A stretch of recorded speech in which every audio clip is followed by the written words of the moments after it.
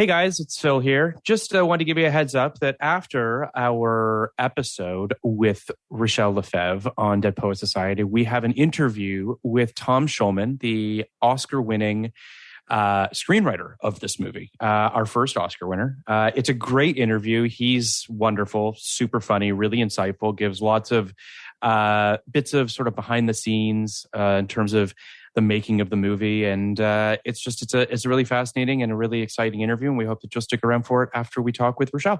Thanks, guys.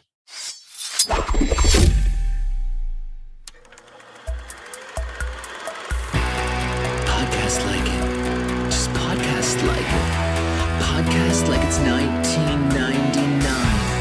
Podcast like it. You want a podcast like it? Podcast like it's 1999. Podcast like it. Just podcast like it.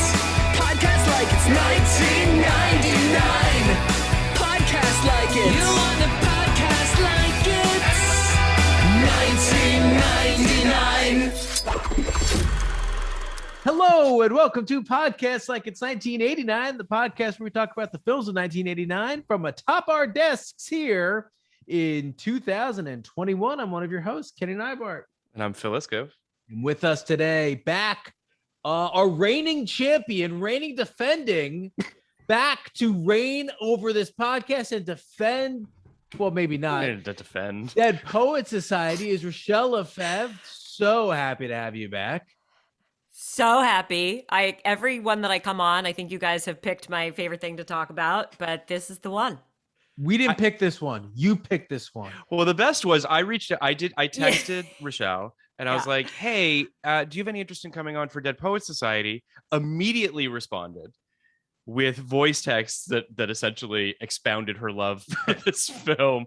I was like, all right, that's easy. Which you will save and edit into the intro of the podcast. I have them saved. Yeah, obviously. No, they'll absolutely be folded into this. It's, what's interesting is, in the research I did on this film, I thought that this film, and I believe this film to be beloved, right? Like I thought that this film was sort of this unimpeachable thing that everybody loved. And then I did like the slightest amount of research and realized there's a lot of people that really don't like this film, which is sort of... Who are they and where do they live? Well, Siskel and Ebert being two of them, just for what it's worth. But I was also just, I guess... this is one of those films, Kenny, we've talked about this probably more in 89 than certainly in 99, of movies that were sort of ingrained in our DNA from a young age, where like you saw this film and it's kind of almost hard to be critical of it on some level. I saw this film when I was quite young. It had a pretty significant impact on me, and we'll unpack that. So it was interesting for me to rewatch it and then also to sort of see it through this lens of criticism to some degree. I sort of get it, but I also sort of feel like, it doesn't really affect obviously how I feel about the film. But was this a big film for you, Kenny? I mean, I'm assuming, Rachelle, it was for you. Oh, it was not. It was, and I'm listening, Kenny. I'm just going to stick a ream of paper under my computer because my neck is like. Oh, sure. All right. No, it was not a big film. Interesting. For me. Okay. I didn't see it until maybe college, maybe after college. It was a film that I maybe in high school, but it was a film that I had to kind of, make a point of putting on. For whatever it's definitely reason. A school movie. It's definitely a movie that was put on in like I definitely saw it in an English class in probably in junior high. It's definitely the type of movie that a teacher could put on in a VCR. I sat down and I watched it whenever I watched it. Okay. And I definitely liked it / loved it. Like I mean just straight up. I think really is a really wonderful film. Yeah. And easily the best of this subgenre of teachers who change your life. I think upon rewatching it, there's a lot going on here that's interesting in terms of why it captured the imagination of so many people our age and what exactly it's doing. Because I don't want to get too much into that now. I'm sure we'll break it down more as we go on. But Rachelle, talk to me about why you when did you see it and champed at the bit to talk about Yeah, this film. I don't remember how I saw it. I know I saw it when it came out. I assume that was in the theaters. I had if someone came and said, your dad took you to that movie. My dad was an English teacher. I would believe them. It seems like the kind of movie my dad would have taken me to. It's possible I saw it a year later on VHS, but I don't remember because I was like 10. But I saw it and it was like fucking life altering and felt like it was made for me. And then, as I told Phil in my really enthusiastic voicemail, I couldn't get enough. And then they made a book, and the book had the same cover as the movie, and it was the novel version of the movie. And I read that, and I was in the 6th grade, and I remember being in the 6th grade, and I couldn't wait till like lunch and recess and library time so that I could just sit and like read Dead Poets Society over and over and over again because I couldn't get enough. And then when I rewatched it, yeah. Oh, sorry, go ahead. I was just gonna say two quick things. The first is the novelization. The idea of a novelization to me is so funny, where it's like I went to see the film, but then I want to read somebody transcribe what I saw in the movie. I wanted to be in that world. Right. No. Like I wanted, you know what I mean? I just think it's funny that it exists. Yeah, that's all. I know it's funny. And I guess at 12, I wasn't like such the literary critic, so I couldn't tell you if it was good or bad. I don't remember, it was just, and it was interesting. It wasn't the screenplay. It was actually, like you said, like the novelization of it. And I just remember like, being in that world. But then when I rewatched it 2 days ago in preparation for this, I was right back there. And when it was over, and I know that, clearly the three of us love it, but this might be like a little controversial or I don't know, histrionic, but it was over and I went, is this a perfect film? I really wanted there to be something wrong. I wanted to have something to talk about. And I was like, all I can talk about is why it's great. And not in a like debating way, just be like, I think it just might be perfect and we should just end the podcast. I do think that of the movies you've been on for, this is your 4th episode. Yes. So Anywhere But Here, An Ideal Husband, Titus, and this. I would argue that this is probably the most kind of widely regarded. Everybody. Well, there's no question about right. Like of those films. Dead Poet Society is an American classic. I mean, it won Best Original Screenplay. It was nominated for Best Picture. Actor, director, actor, category fraud, but whatever. In a lot of, would you say this is one of the biggest culprits? Not even close, right? Without question. This should be on the poster for category fraud. It's like say more.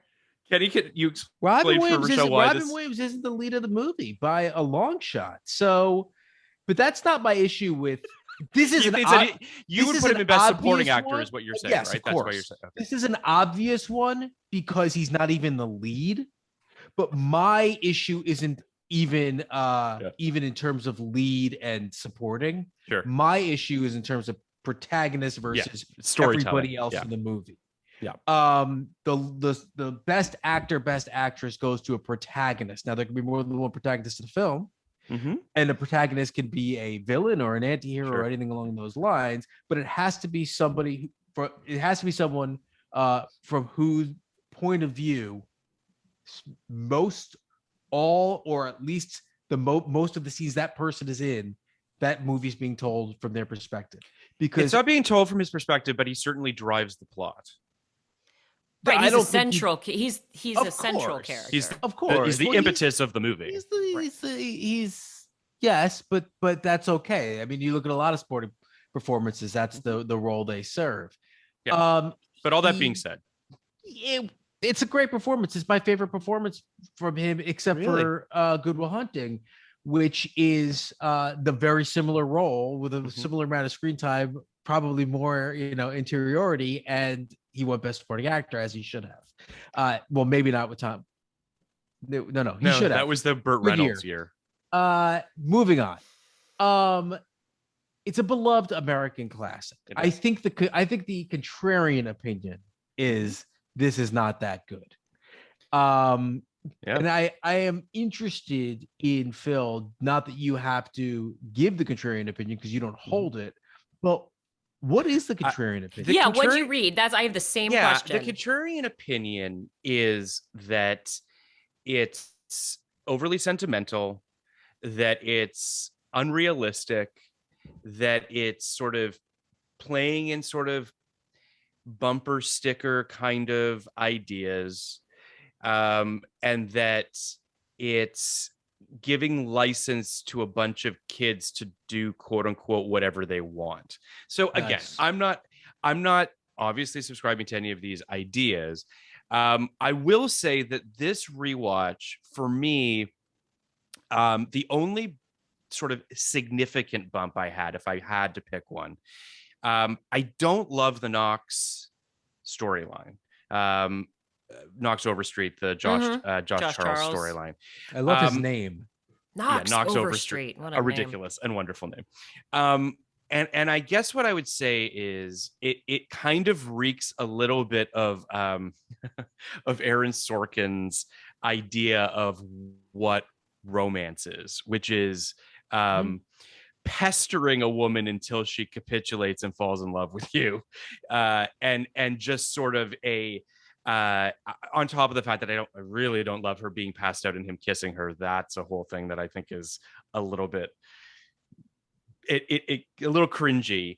So that storyline for me, as much as I like the idea of, I mean, the girl dumping the football player for for the nerdy English student or what have you, that's all. And I actually do love the two actors. I think Josh Charles is fantastic, and forgive me, I don't know who plays Chris, but that was the only sort of storyline that through a 2021 lens, I found myself being a little bit of, it bumped me a little bit. But what did you guys think of that storyline?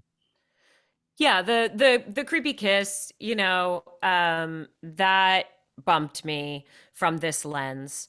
But I forgave it, not to say that I forgive every movie by going, well, it was 1989. Well, sure, you know what I mean? Yes, and it was set in 1950 something, or whatever, like 1960. Yeah.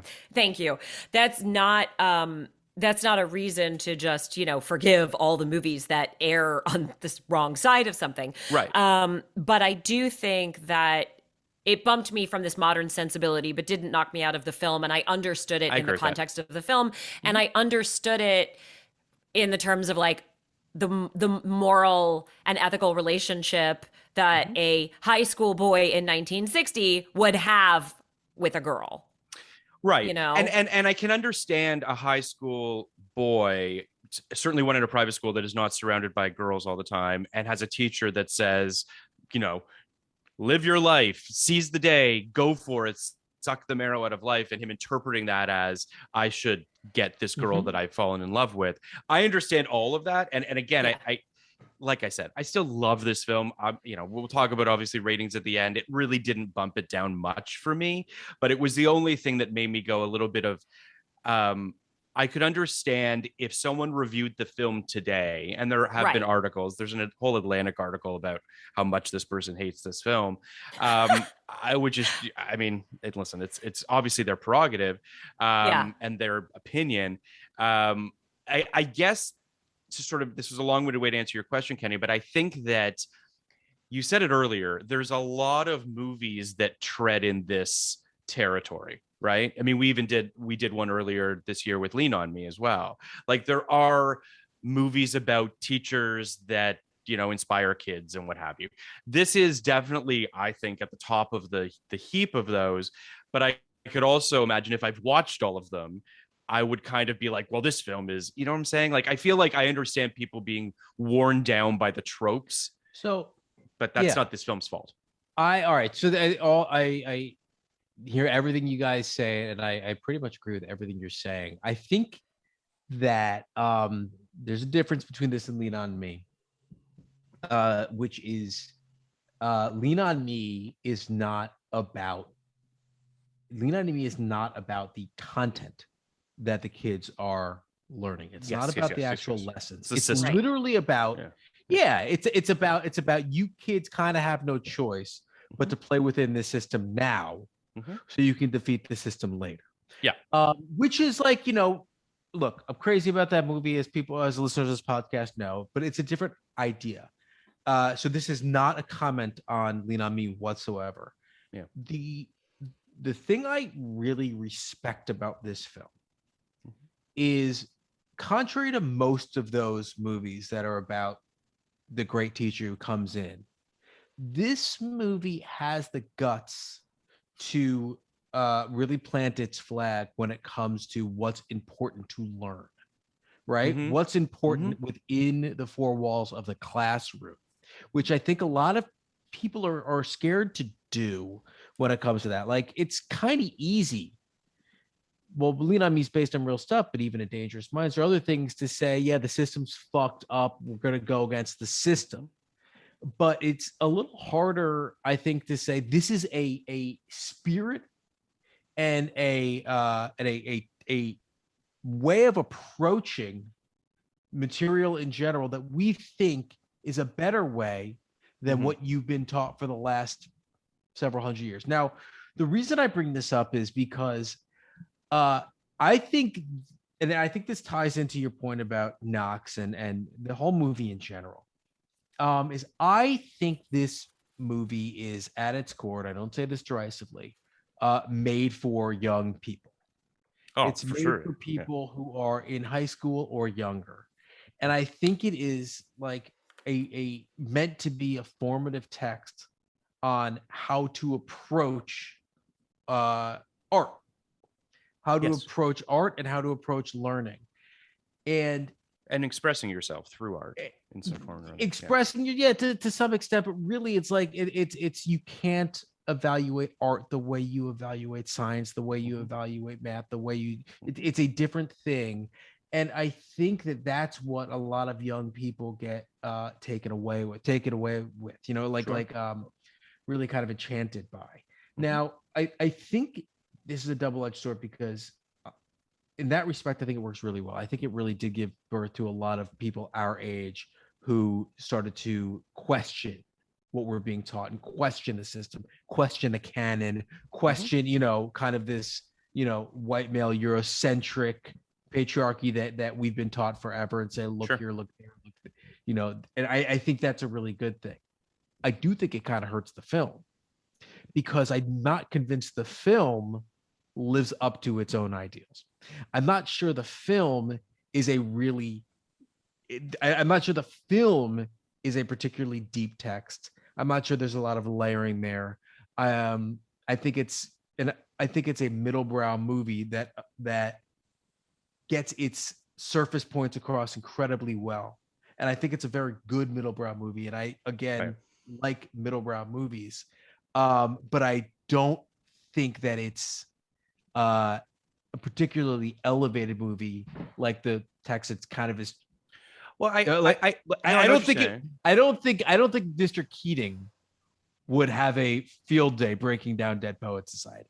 Is what I'm getting at. I guess I'm curious to hear your thoughts, obviously, on this, Rachelle. But I wonder if this film.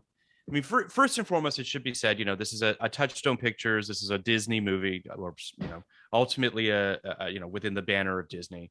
And that's what Touchstone did. I mean, Touchstone very well. Touchstone basically extremely well. Basically made movies that were not meant to offend. If they were going to push the envelope, they were going to push it slightly. It was generally in the direction of more progressive ideas, more inclusive ideas. But they are still trying to sell this kind of Disneyfication of the world, which for sure. And it feels like to the right.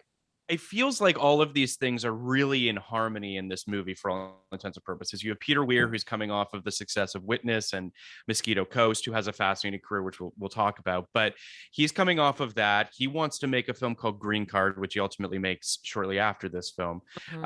This script is sent to him, I believe, by Katzenberg or someone at Touchstone at the time. He reads it on a plane and he's like, well, I have to do this. There is something very...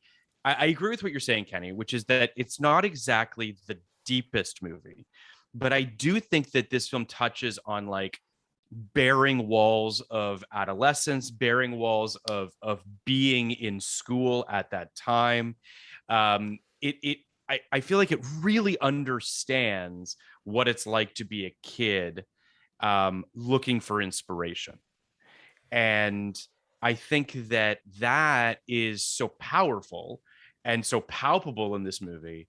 The casting of Robin Williams is so profoundly perfect. Like, couldn't he conceive of anyone else in the role. we'll talk about the other casting, which all seem pretty crazy to me. But all that being said, he seems like the coolest teacher in the world. I'm sure we all had teachers. Maybe we all had teachers. Nope. No. I mean, I had teachers. Yes, a teacher that you were just like, this is the coolest teacher ever. And I certainly had one. It's a fascinating thing that this film is tapping into. It's hitting a vein in a way that it's almost hard for me to articulate. What were you going to say, Rachelle? Yeah. So much. Where do I want to start? Yeah. I agree, but I with so much that both of you said, and also in listening to you, I realize I think I received it from a bit of a different place, like the frame just adjusted ever so slightly, which is that I hear everything you said, and that was, part of my experience, but also it goes back to one of the criticisms, and, Ebert can come for me or whatever, but the idea that it's overly romantic, I find like a comical criticism of this movie, because the romance of it is what appealed to me. Right? The romance of it for me was the fact that it was unapologetically romantic was the point of the film. Yeah. And there's a few things I will say, just to make the actual academic argument about it, is number one, I think that the film, just like Keating, recognizes that, if you want to move the pendulum to a nice, happy, well-balanced center, you can't just move it to the center. It has to swing all the way. I use this metaphor a lot, right? The pendulum has to go all the way the other way and then come back and course correct. And that's how the pendulum lands in the middle, right? It goes back and forth between extremes until it settles. And so part of what I love about this film is that he's not a teacher who just goes, I'm gonna give you the tools that you need and I'm gonna connect with you in a way that's really practical. I'm actually gonna have you tear out the fucking introduction, not read it and then tell you why there's a better way, but tear it out. Because I think that there's an understanding both from the filmmakers and I think in the cinematography, the way that the shots that Peter chose, it's so romantic visually, right? It's got, you think about them in the fog and their coats going down and, the long shot of Ethan Hawke, after he finds out Neil's killed himself, of Todd going down towards the water and it looks like he's going to walk out and fall through the ice. Like, it's so cinematic. Everything about it is romantic. And I think that's just such a recognition of the fact that in order to counteract the programming, both academic and socially, of this like rigidness, you have to do that. You have to take someone all the way. It's also about poetry and Shakespeare. So that was going to be my next point, which is romantics. Oh, it's too romantic. Like, yeah, Byron. Like, there are literally 6 poets from this period. They talk about Byron, right? Like, he's literally called the Romantics. I took a class in university called Romantic Poetry, and we fucking revere these people, these men, for their right. And they're so romantic.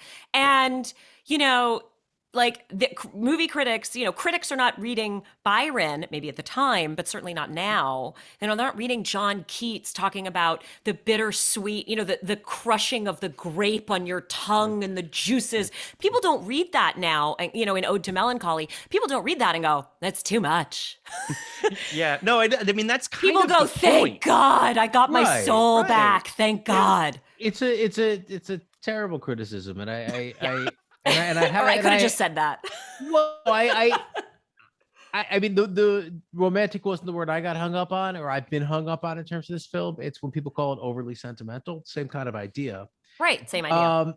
Which is not a criticism. That's like overly romantic isn't a criticism.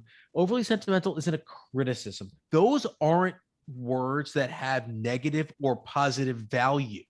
Right? Yep. That's just your subjective opinion.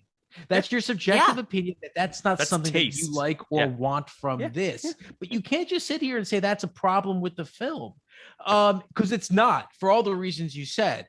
My problem with the film I guess in extrapolating upon that is your pendulum point is well taken. It's something I agree with. I don't think this film is swinging the pendulum. I think this film is nudging. Now, I also think there's value in that. But I think if this film was more radically swinging the pendulum, it would not have.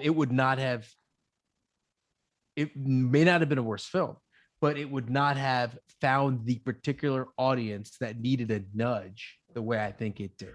Well, but I don't want to put words in Rachelle's mouth, but it feels like her perspective was more that Keating was within the context of the film. He was radicalizing these kids. Yes, you said that, but you said the filmmakers as well. Yeah, and the filmmakers in terms of leaning into the romance of it, absolutely. Like in terms of getting us to watch a film where we are meant to be moved, where we are encouraged. This filmmaker, Peter Weir, and the whole team of people who contributed to, what we watched in this, clearly want us to connect with our sentimentality and our romanticism and our, and I think that I did feel like the score. I didn't look at who scored the film, but it's beautiful and it's deliberate. It is it's the cheap way of saying it is sort of the tugging on heartstrings, but it does it in a sophisticated, deliberate way, I think, where it's encouraging us to just have the feeling. Well, something that doesn't bother me either. That's what it doesn't bother me either. That's what music is there for. So no, totally. I have a question. I don't want to forget it, but about the Knox thing, I was just thinking about this as we were talking about romance. I wonder if maybe the other reason why the Knox part didn't bother me when he like steals the kiss while she's passed out, in addition to time period, whatever. But it was so clear to me that this was not a scene where a guy was like, I just really want to kiss her. He wanted her to be his first kiss.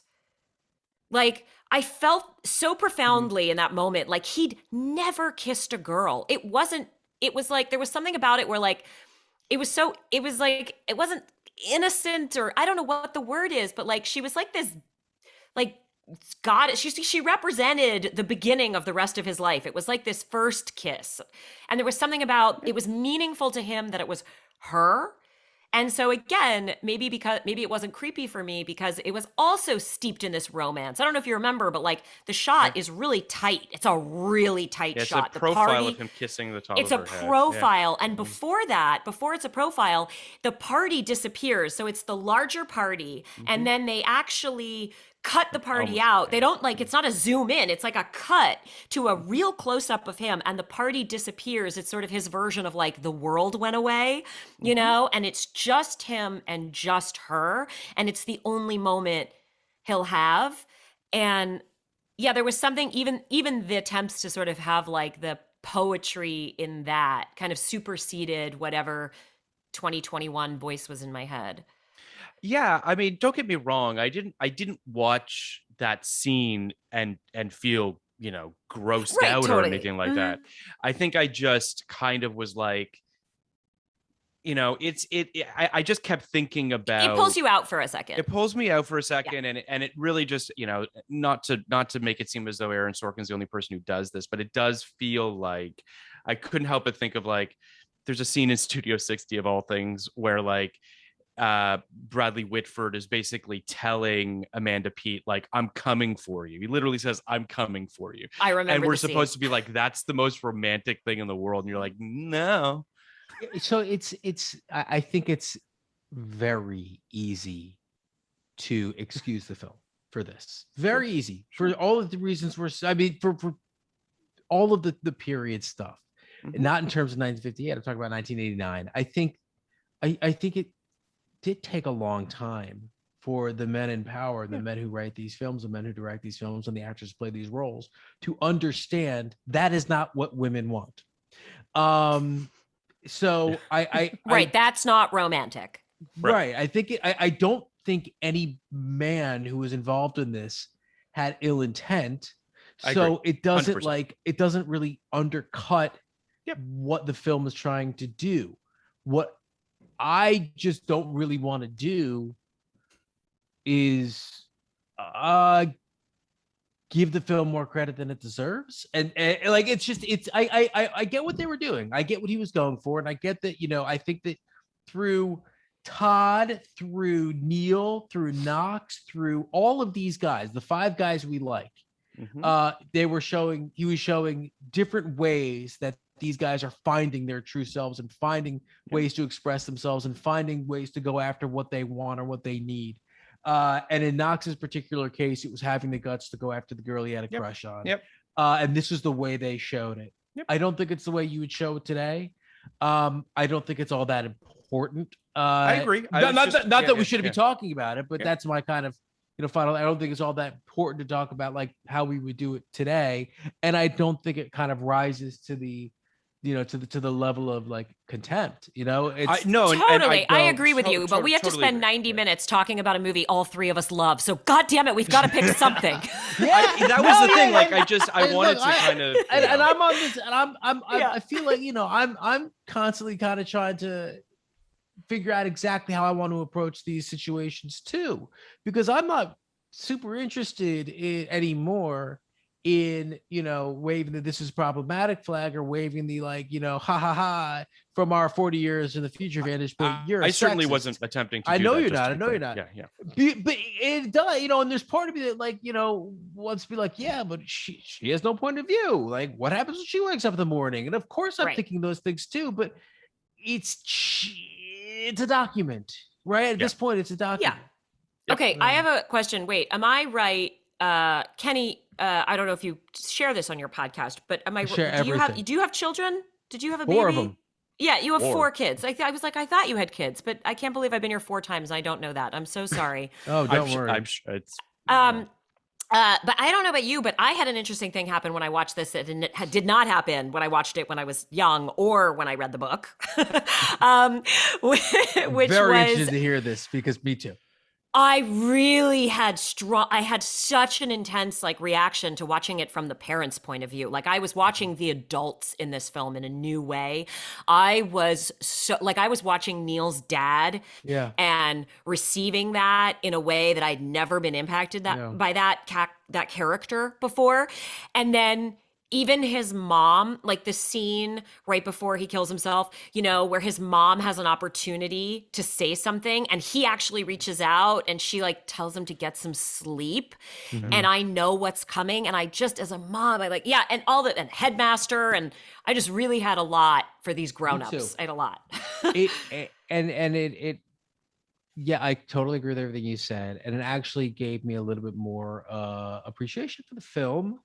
Because it's boring in the end of the day, it would have been boring, I think, to just look at it as a screed, right?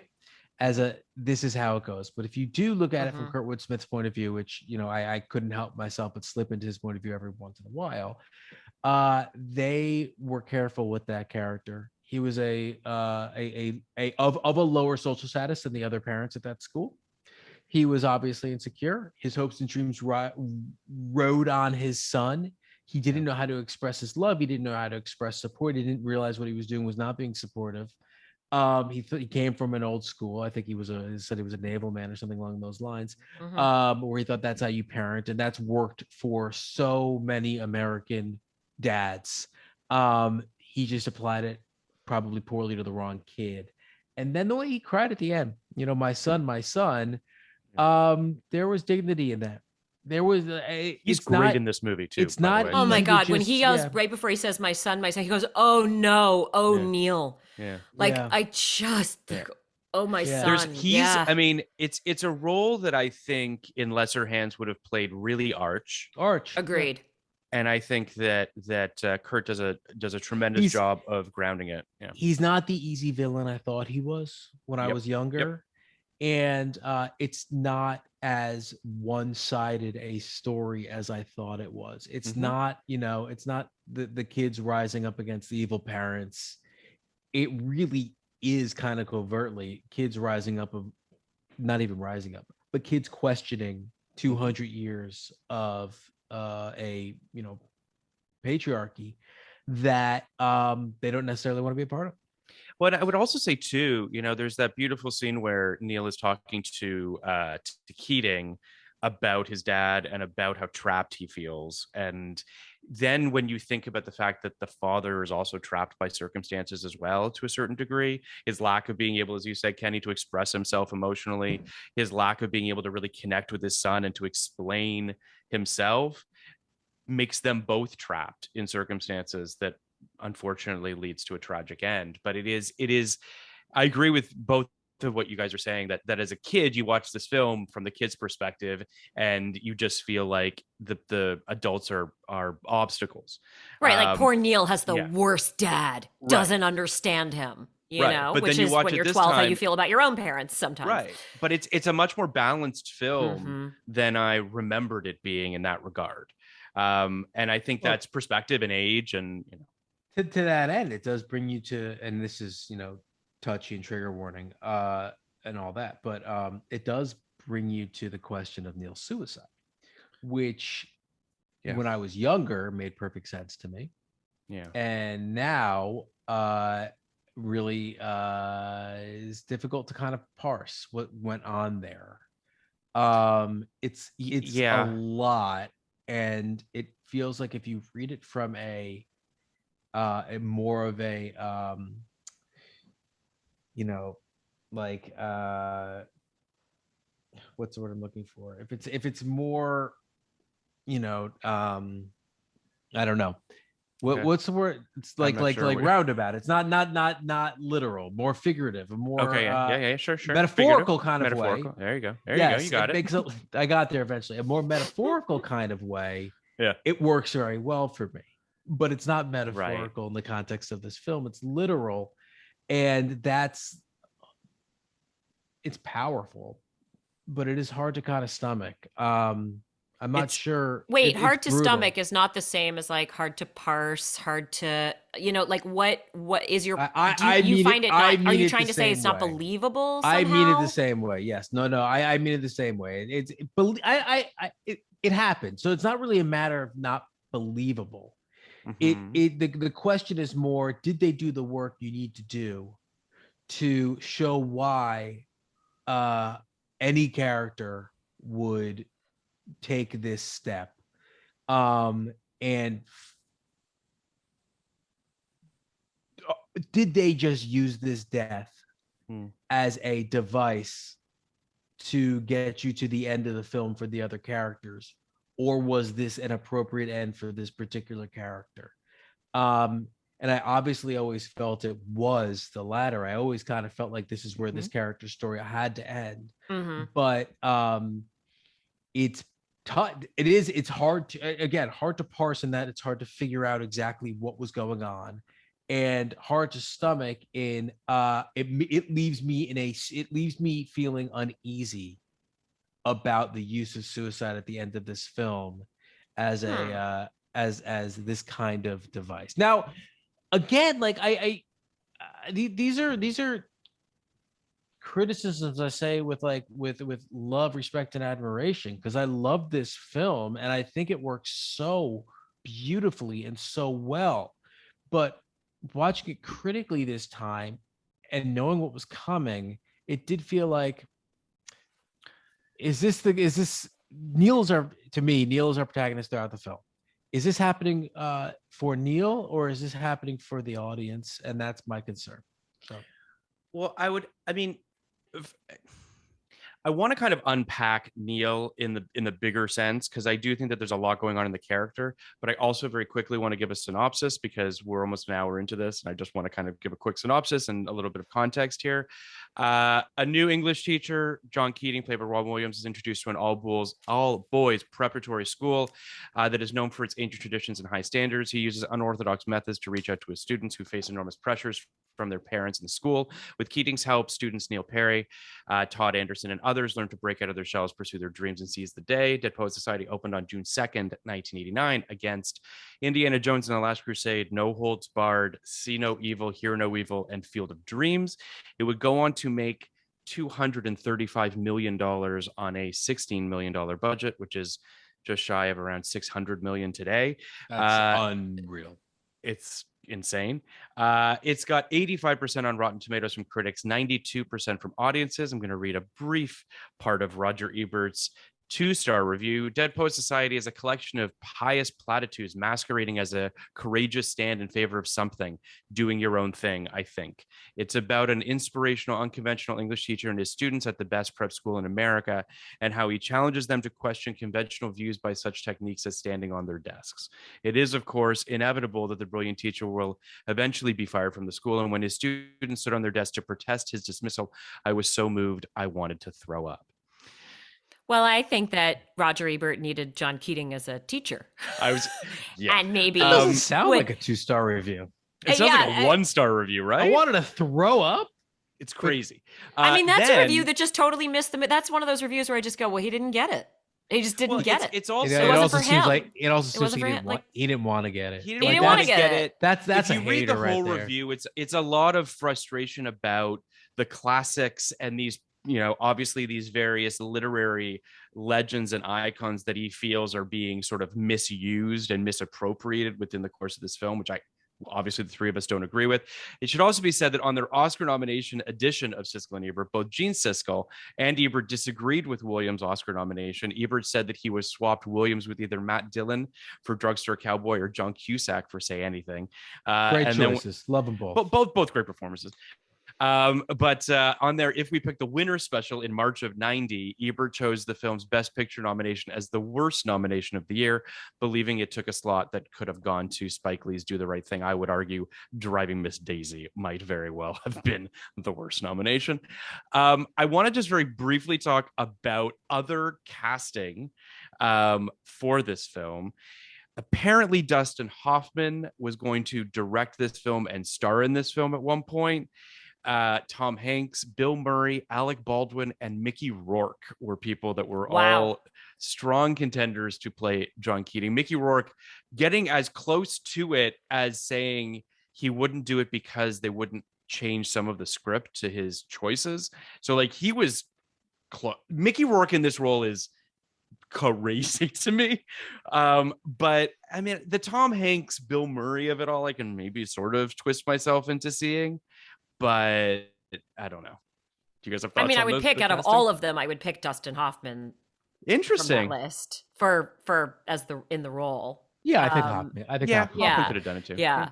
I'm still on. I still can't get that review. I'm not gonna. I promise to stop going back to it. But that review just made me laugh. Like I was thinking, when you said, maybe they, misused his, the beloved poets, and I was like, yeah, because there are so many movies that use W.H. Auden and get it really right. Well, they just nail it. Oh yeah.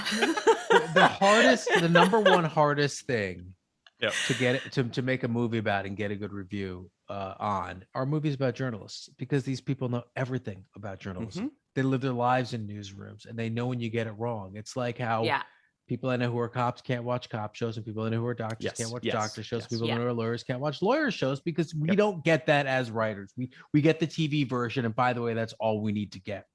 I'd be guess curious. is my guess is Ebert does have fiercely held beliefs about the classics and how they should be deployed, and if they're not deployed to his exact specifications, he puts up he notoriously hated Romeo and Juliet, the Baz Luhrmann version, because he said that it wasn't true to the source material. I think then you're missing the point. Well, I feel you're just like he not the would right love guy. that. I want to read his review of the History Boys. Granted, the movie is not the play. If you love, if you're going to do History Boys, read it or see the play, and then see the movie. Sure, but this is a similar. It's a similar topic, right? In terms of there's some thematic overlap with the History Boys, which is like the one teacher who says, what you really need to do is find the poetry and find out who you are and live your life. And he turns out not to be a likable character, for some, but his points are well taken until you know about him. And then I'm not, by the way, laughing to make light of it at all. I just think that we're talking about a fictional character. That's interesting, though. That's interesting. But the other character, right? This new, character, this new teacher who comes in and tells the boys that, what you really need to do is learn how to give them exactly what they want. And then you can fight the system from within later, but you got to do it successfully this way. And it feels like, the History Boys is all about, I think on the other side, on the side of the flawed teacher in many ways. But I'd be curious to. He's only one man, Ebert. We won't give him too much credence. But I'd be curious to know of his review. I think he might be on the wrong side of the History Boys. I think he's with the teacher who thinks you should, learn to get the A. Well, here's the thing. Wait, we have to go back to Neil at some point. We are going to go back to Neil. Just saying that. We can't talk about that and then not. We will. Here, the thing that now maybe I'm going to tangent us too far here, but fuck it. What's interesting about this and what you're talking about the History Boys and what's basically happened since Dead Poets Society is a teacher like Mr. Keating, when he comes into a narrative, it's almost always as a Trojan horse for some kind of nefarious guy. It almost always happens like that. And what was interesting here was Keating he operated in a way that I think was okay in 1989, but is not okay today. It is not okay. It's simply not okay to tell your students go hang out in this cave. It is not okay to give your students rides places. It's not okay to even sit with them at a play that's not at the school, or I would argue even sit with them, period. It's just not anymore, but at a boarding school in 1958. Yes. Oh, certainly in 1950, certainly in 1958, and also in 1989, because the reason it's not okay. Again, let me say this is not my opinion. This is conventional wisdom at this point. It's because there have been instances of people of crossing evil lines. People nefariously using cool teacher shit to do terrible things. And if there are any high school students listening and high school and there's any minors and your teacher offers to like pick you up on the weekend and take you to a film, say no and tell your parents and the school. But there was a period of time where that was not necessarily or obviously a terrible thing. Like, there were relationships between teachers and students at my school that would be considered inappropriate now, that were and are completely appropriate, right? Mm-hmm. Having a relationship where you guys play in the same fantasy football league is not in any way grooming or creepy in and of itself, but you shouldn't do it. So I think that's interesting to me, because at the end, remember, who's the bad guy? Cameron says, we're the victims. This is the first time that ever rang true to me. This is the first time where I ever thought, you got the right message, but the tactics may not have been appropriate. Oh, I mean, I think that, I'm developing a project that revolves around a teacher that myself and my co-writer sort of pitched as Keating, dialed up to 11, where like Seize the Day is about basically doing drugs with kids and really kind of pushing the boundaries of what is okay in teacher-student relationships. And I do think that this film toes that line, obviously steps over it a couple times in terms of how close he is with some of these kids. None of it is obviously with, I think, nefarious purpose, but at the same time, I can understand why the interpretation. He doesn't actually do anything wrong. I mean, not even close, in my opinion. But it's interesting that I do think, in some ways, this is one of those things that set up the cool teacher archetype that people went on to exploit. We talked about this a little bit with New Waterford. Right. Waterford Girl, yes, we did, which has a cool teacher who winds up statutory raping one of his students, and statutorily they never go all the way. Statutorily kissing one of his students, sexually assaulting one of his students. And we talked about this, and this is a trope up the movies today, as I said on that episode in Booksmart. One of the teachers, the cool teach, goes to the party with them and stands idly by while kids are drinking and smoking. Well, we see it in Election too. I mean, that's sort of but in election at least. No, I love that movie. I love that movie. I was just thinking pre- about the scene between. I was just thinking about the scene at his house. Yeah. It's presented for what it is. It's presented as it's. I love that movie. It's so brilliant. It's so fucking layered. It's the best. I often refer to myself as Tracy Flick, but without the Machiavellian intentions. Just to help people know me really quickly right off the bat. She had no choice. Yeah. She had no choice. She had to be Machiavelli. Yeah.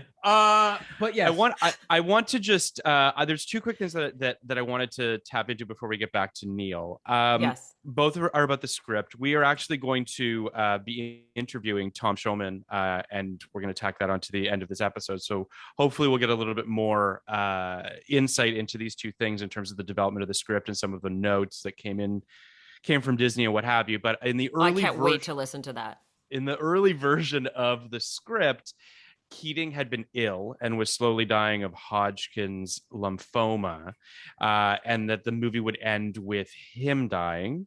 Now, I don't know if that was in concert with the Neil suicide or if Keating's character was to become sort of more of the focus and more of the central character of the film. Again, don't have answers to that, and hopefully Tom will be able to shed some light on that. I personally am glad that didn't happen. Oh, so glad. Because I just don't want to see. There's just a part of me that feels like the power of this film, and it's what Kenny and we've all been talking about up until this point, is in the perspective of the students and how Keating is affecting them rather than us. Like Keating is ultimately a metaphor in so many ways, right? Like Keating is sort of a vessel for these kids rather than him being he's a catalyst, right? Right. But it also as a character robs him of his moral courage and conviction. Right. Right? It's easy to do like, well, as I'm gonna Congress, die. it's easy to do anything when you're dying or not running for re-election. You know, that's not courage. Exactly. Yeah. The other thing that I think is worth talking about is that apparently early notes from on the script from Disney suggested making the boys' passion dancing rather than poetry, and suggested a new title, Sultans of Swing, which focused the character. So I mean, listen, we're all thankful that we didn't get Sultans of Swing, but I do think that it's interesting that you read this script and your takeaway is not look at the power of the spoken word and the power of the written word. I know. Could you imagine? It should be dancing. You're like, what? I wonder if they thought that poetry was too sophisticated, too inaccessible, too hard to express the passion of, like too hard to film in a way that would be interesting. It's not active. It is inactive. Maybe too static. Is what I was thinking. Yeah, but hey, you know. Yeah, exactly. The thing is, yeah. That's not a bad idea. In and of itself. Yeah, no, I would watch that movie. Didn't we get Swing Kids? I think we got Swing Kids. We got Swing Kids. Also is the answer. Exactly. Also, it doesn't. It's not. It's not an either or situation. But yes, to have robbed us of this in order to only make that would have been a travesty. I also one last thing. Apparently, and again, very curious to hear what Thomas has to say about this. There was a sequel that was potentially planned that was going to focus on Todd's character following in the footsteps of Keating, because they thought that was a good idea. I don't know if that's real or not. I don't know if that's rumor, conjecture, what have you. Glad we didn't get that film because I don't really know what that movie is. No one wants to watch Sounding His Barbaric Yop, the Todd Anderson story. It's called Yop. That's the name of it. Yop. It's a good. Why would that be a bad movie? Well, I have my opinion on why that would be a bad movie. Okay. My feeling is, this movie is made in the last half an hour. Right. This and the whole movie is really fantastic and extremely watchable. It moves very fast and it builds to that last half hour really nicely. But this movie is made in what happens to Robert Sean Leonard, and then what in the fallout and the "Oh Captain" moment, and any attempt to try to recreate that or God forbid top it would be as bad as life gets. So would be as bad as the Never-Ending Story too. Yeah, the still going story. Still going story. Yeah, I mean, I agree with you, Kenny. It's to me, it's like, and we'll talk about the final scene, when we get to it. But yeah, you're not going to do better than that. I mean, they knew it they knew it in the editing. They knew it in. I'm assuming they were just like, well, we're like, we have to leave here. Like, this is where you're. This is. It's a perfect ending. Have any of you had the misfortune of sitting through the Evening Star? No. Okay. The sequel to Terms of Endearment? Terms of Endearment, yes. That is your answer why a movie like this should never be sequelized. Yeah, fair point. So I want to talk about Neil for a second. And I actually have a question for you, Rachelle, because I feel like watching it this time, what really hit me was Neil's love of acting, and how palpable that was for me at the end of this film.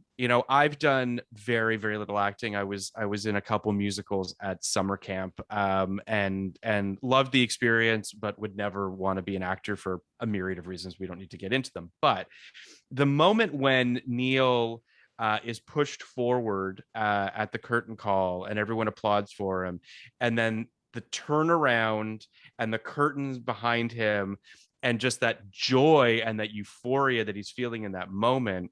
Mm-hmm. This really is, I think, as Kenny said, it is Neil's story, but it's also about Neil like blossoming into the person that he wants to be, finding his voice, finding his passion, realizing that he was put on this earth to do this thing. As an actor, I'm wondering whether or not this film had that sort of a power on you to some degree. Did that part of Neil's story really speak to you?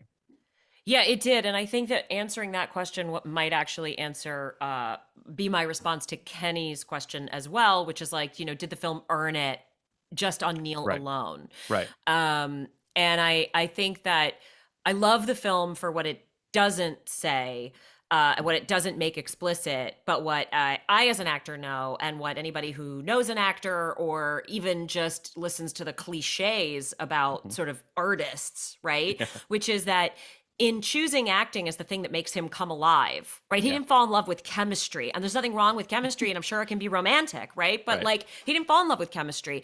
It's a certain personality, and the artistic personality lives.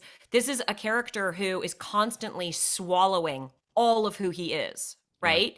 What he's holding down is a level 5 whitewater rapid, right? In terms of what wants to come out of him. And you watch him, there's a couple of beautiful scenes where Robert Schneider is so good in this, where he does the sort of sad eyes and the sort of and the smile, where his eyes are saying, my life is over, and this is the word, and this is miserable, please can it end? And his mouth is smiling to say, like, I know you mean well, Dad, and sure, we'll do it your way, right?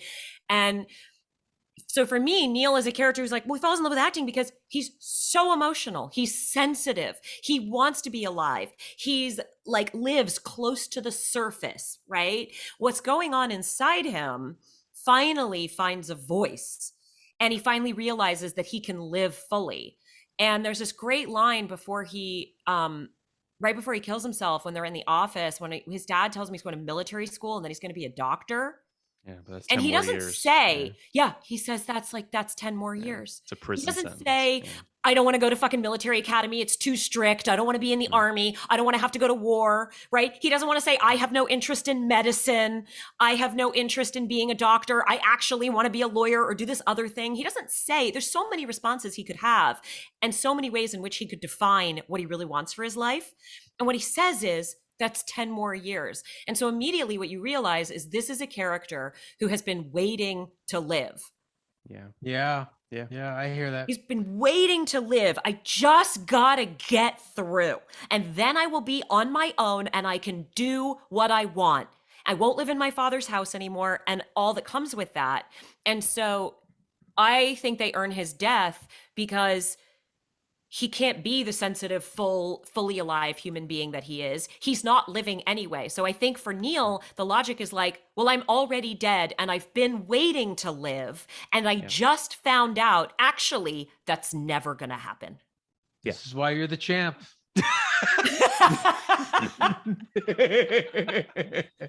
Can I ask? I have a question, and forgive me if this feels, I don't know.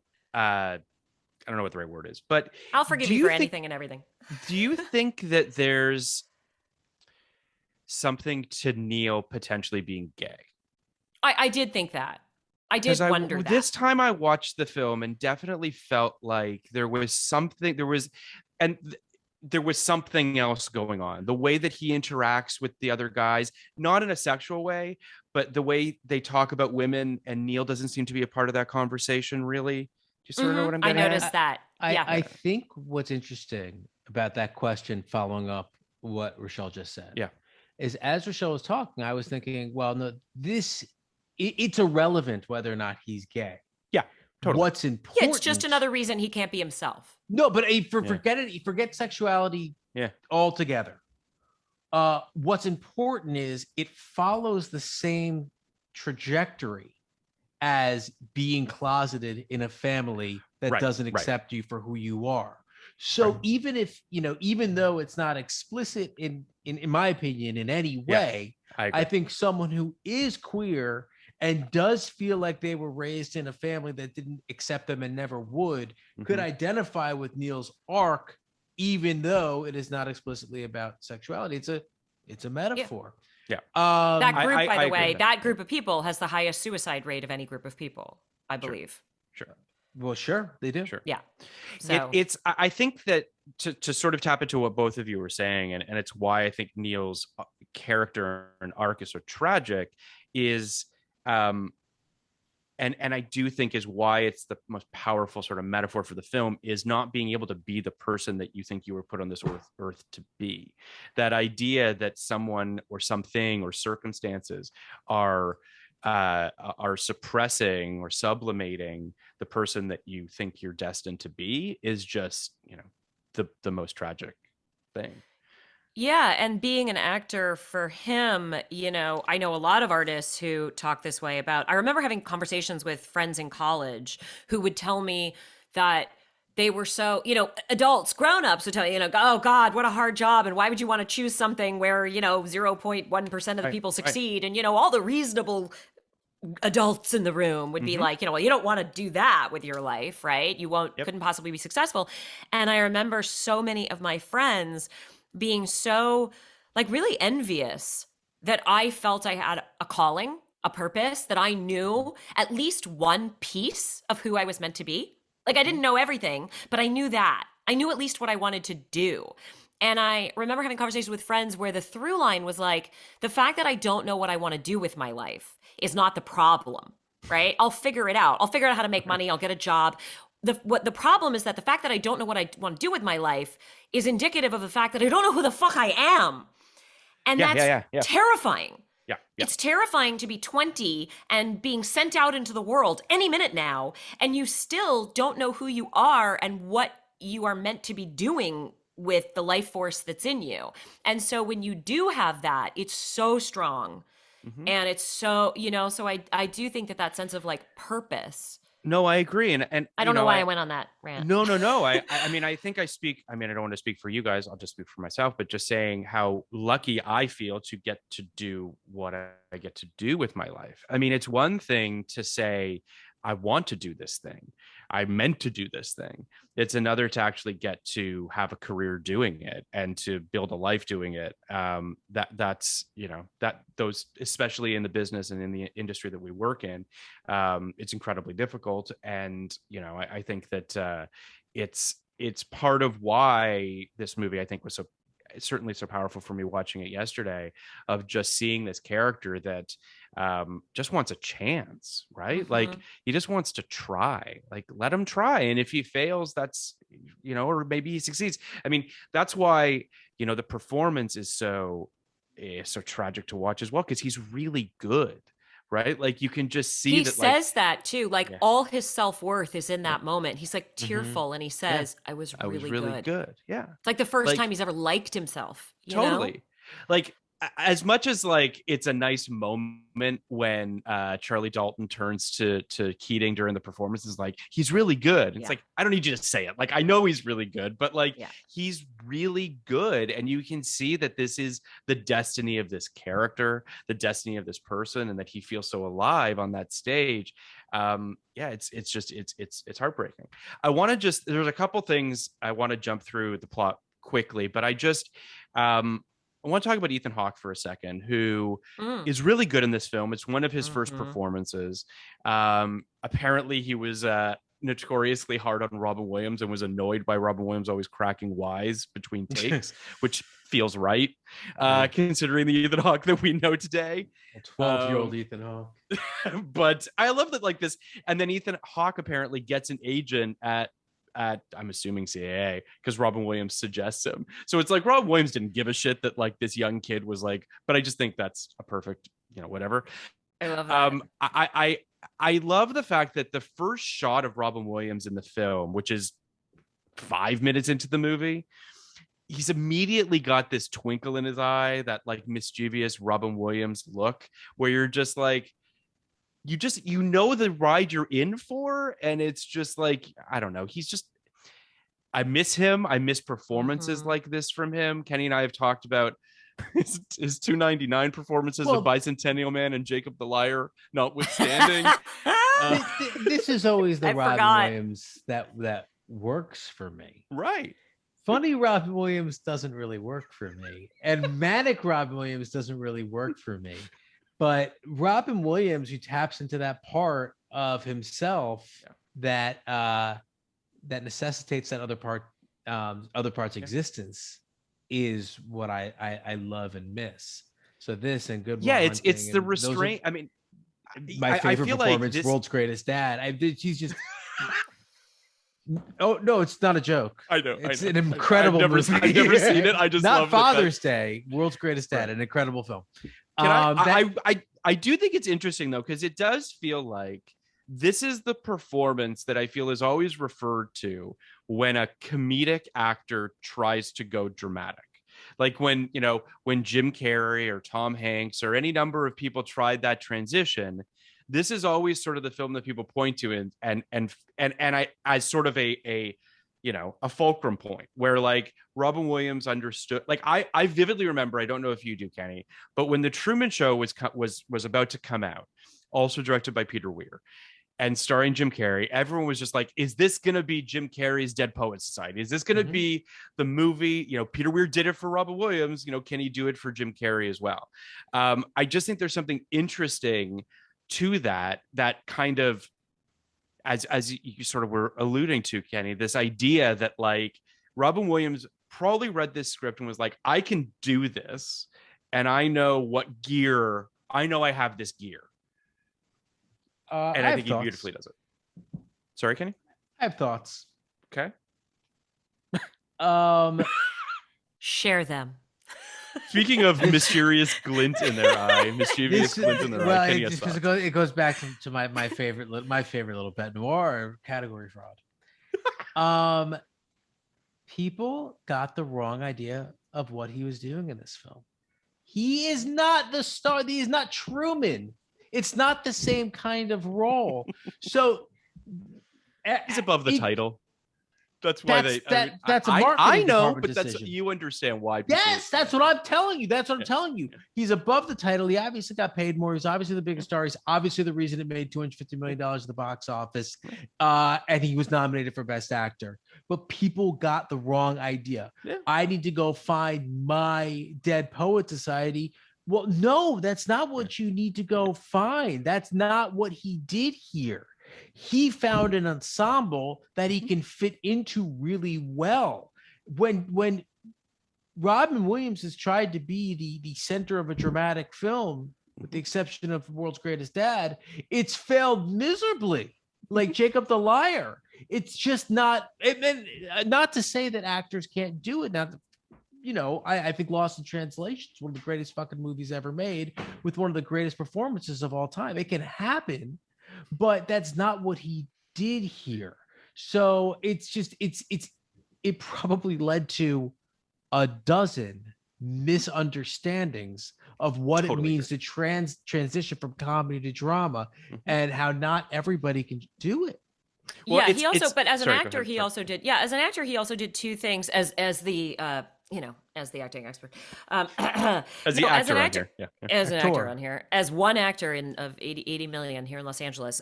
He did two things.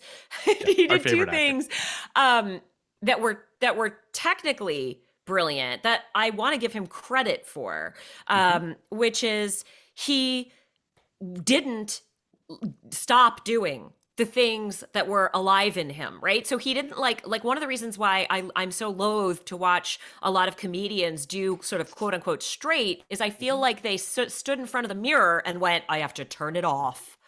Right. And they like turn the volume all the way down. And so they just look sort of like half alive. Like it's not dramatic. Dramatic is fully alive, right? It's all of what's in you.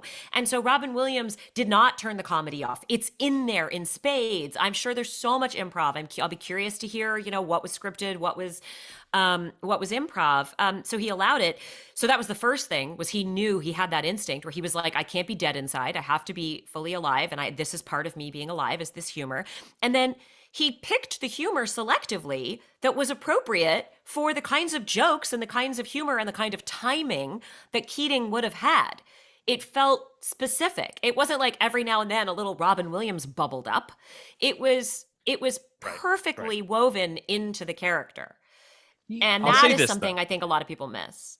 My guess is that there's hours of footage that hours. Oh, I bet. Oh, yeah, of him just sticking it up to like 150.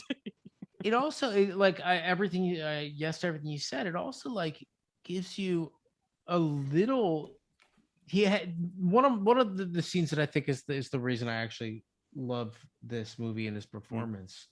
And it's small, but I always do kind of roll my eyes at Robin Williams movies because I can't just be slathered with shtick. Yeah. And when what's the character's name? The cool guy, when Charlie Dalton, when Charlie Dalton makes the joke in church and gets reprimanded for it, and he comes back in and he's basically like, look, there's a time and a place, you could have been a better joke, but there's a time and a place. Yeah. I think that's what you're saying, essentially. He let us behind the curtain a little bit and says there is a time and a place. And I think that's why Robin Williams, the real human being, was so beloved, because he wasn't always Robin Williams, the one you got on Jay Leno's couch, Letterman's couch, who I thought was just too much. Exhausting. It's just exhausting. And I know he was doing what he was, would put on this earth to do to some extent, but it was just too much. So and then to your other point, Rachelle, about the actors who turned it off. Yeah, that's misunderstanding their own persona, misunderstanding their own what they put out into the world already. Like, I think the guy right now for me is, who does this the best is Adam Sandler. And Adam Sandler doesn't ever stop playing the Adam Sandler character. He's just playing a different version of it, and he's not toning it down. It's just Adam Sandler in a different situation that calls for a different kind of Adam Sandler. Right, but he fits himself into it. Like, I loved I loved him in Spanglish. Because he was like, okay. I did. Okay. I just thought he was like he was it was just so like, it was like miscast, brutally miscast, and then totally won me over because I was like, well, at least he's not pretending to be someone else. At least he's not trying to do. At least he's not trying to do this other thing. It's a disaster, but occasionally he does, and it really breaks me. It upsets me. But whenever he's playing a version of himself, I am totally in. I mean, Phil and I did Grown Ups too. We did do Grown Ups too. Truly Happily Madison podcast, and I think we both loved it. And in part, it was because he's such a grounded performance. He does. I do think it's interesting because it does feel like there's kind of, I guess there's four. Forgive me, there might be more, but the four that come to mind are Adam Sandler, Tom Hanks, Jim Carrey, Robin Williams. Like, those feel like the four kind of, big, huge comedians that found lanes for themselves outside and Bill Murray. I would. And Bill Murray, of course, sure. It is interesting because Kenny and I were talking about we were texting about this the other day about the Memoirs of an Invisible Man podcast on Blank Check that they're doing about Chevy Chase, and how Chevy Chase just like careened right into a brick wall and essentially, couldn't find that other gear or chose not to, whatever the case might be. It's just interesting when you see, because I again, we're looking at it as a finished product. I don't know what it's like to sculpt these films in the editing room. I've heard stories of Eternal Sunshine being the type of performance that was sculpted in a lot of ways in the editing room, which I could see, perhaps, maybe, don't know. Boo. But I love the movie. I'm not shitting on the performance. Well, but wait, I'm just, I'll let you finish and then. No, my point more than anything was just, I think it's really interesting when a filmmaker sees something in these comedians or in these performers and says, I think that I can tell a thing through this. I mean, Uncut Gems maybe being one of the most, the best examples of it, of being like, Punch Drunk Love, where it's just like, I can take this persona and you don't really need to do much in terms of modulation. We're just going to put it in a different context and it's going to change the entire way that we perceive what you do. But what were you going to say, Rachelle? Oh, I was just going to say that, it's interesting. It's, for some reason, the thing, that performance was made in the editing room has become this like a criticism that that sounds, and I know I didn't mean it to sound denigrating to the performance. I know you didn't, but I know you didn't, and also it just made me want to say that there are lots of I've read lots of interviews with directors and things like that where they talk about revered dramatic actors where the performance is made in the editing room. Everything in a movie is made in the editing room. For sure. That's how movies are made. Yeah. And so there's also this part of the process where it's like, and I think, to what you're saying about, the director going, I can use this raw material. I know how to sort of channel this. I bet that part of the conversation for those directors internally is going, well, fine. If it goes too far one way or the other, I'll just cut it out. And I'll just, we'll have 4 hours and I'll sit in the editing room and I'll make a great, 2 hour or just under 2 hour movie. And this idea of just embracing that as being part of a person's process, and knowing that that's just going to have to happen. Yeah.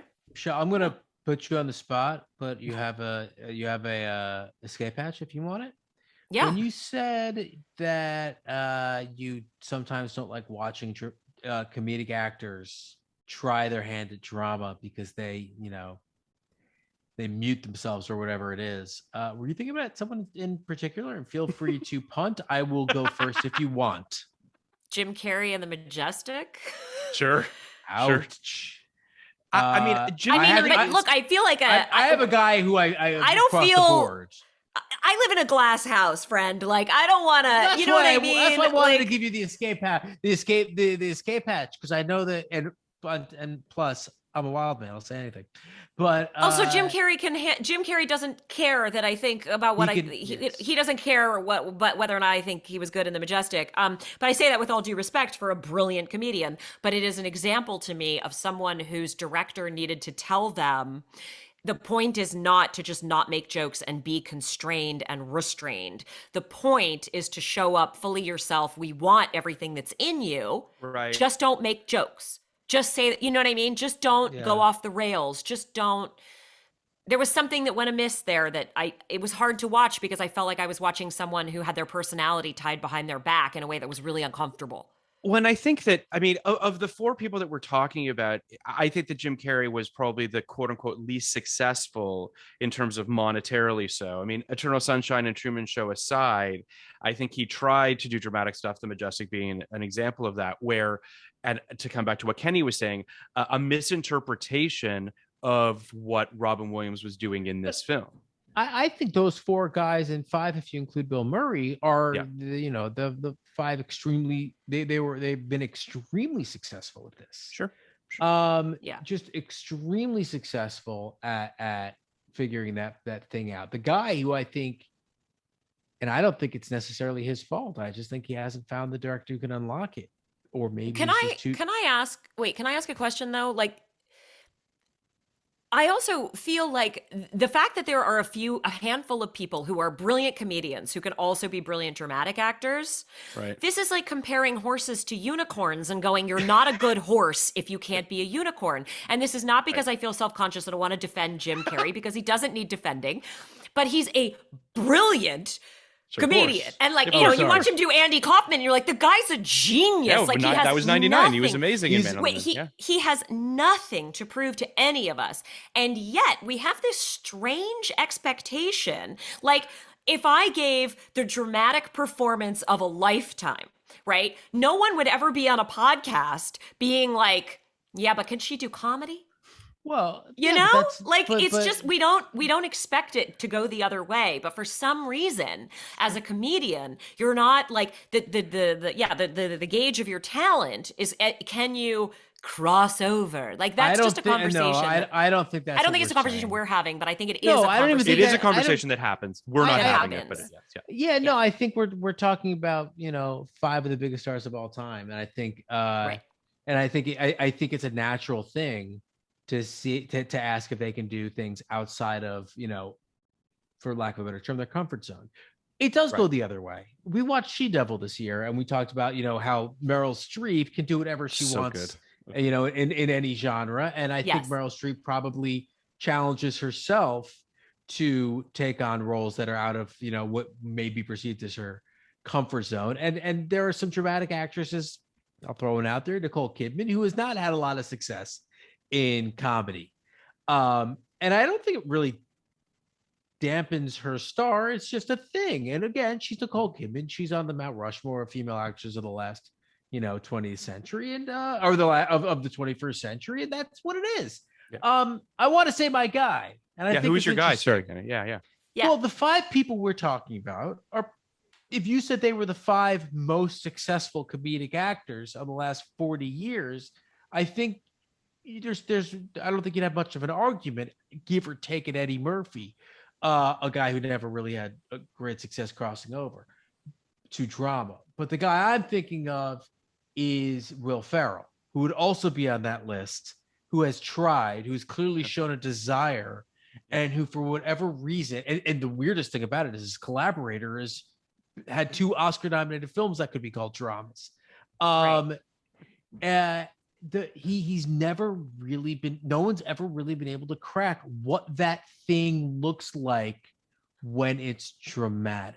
And I think it's not Will Ferrell's fault necessarily, because it's not like Everything Must Go or whatever the Woody Allen movie Melinda were or the great films. Stranger Than Fiction. It's not like these were incredible vehicles for him, but they've never really he's never really been able to crack it. He's the guy I'm thinking of, who is a comedic actor with a well-defined comedic persona, who has really not been able to crack what that thing looks like when you flip that coin.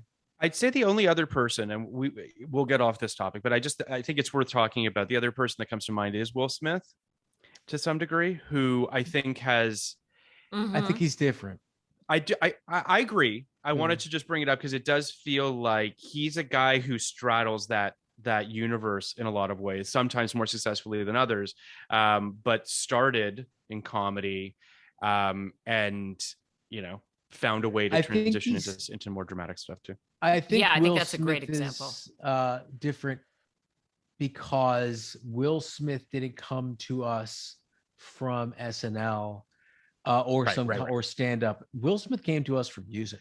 He was already a big star before that.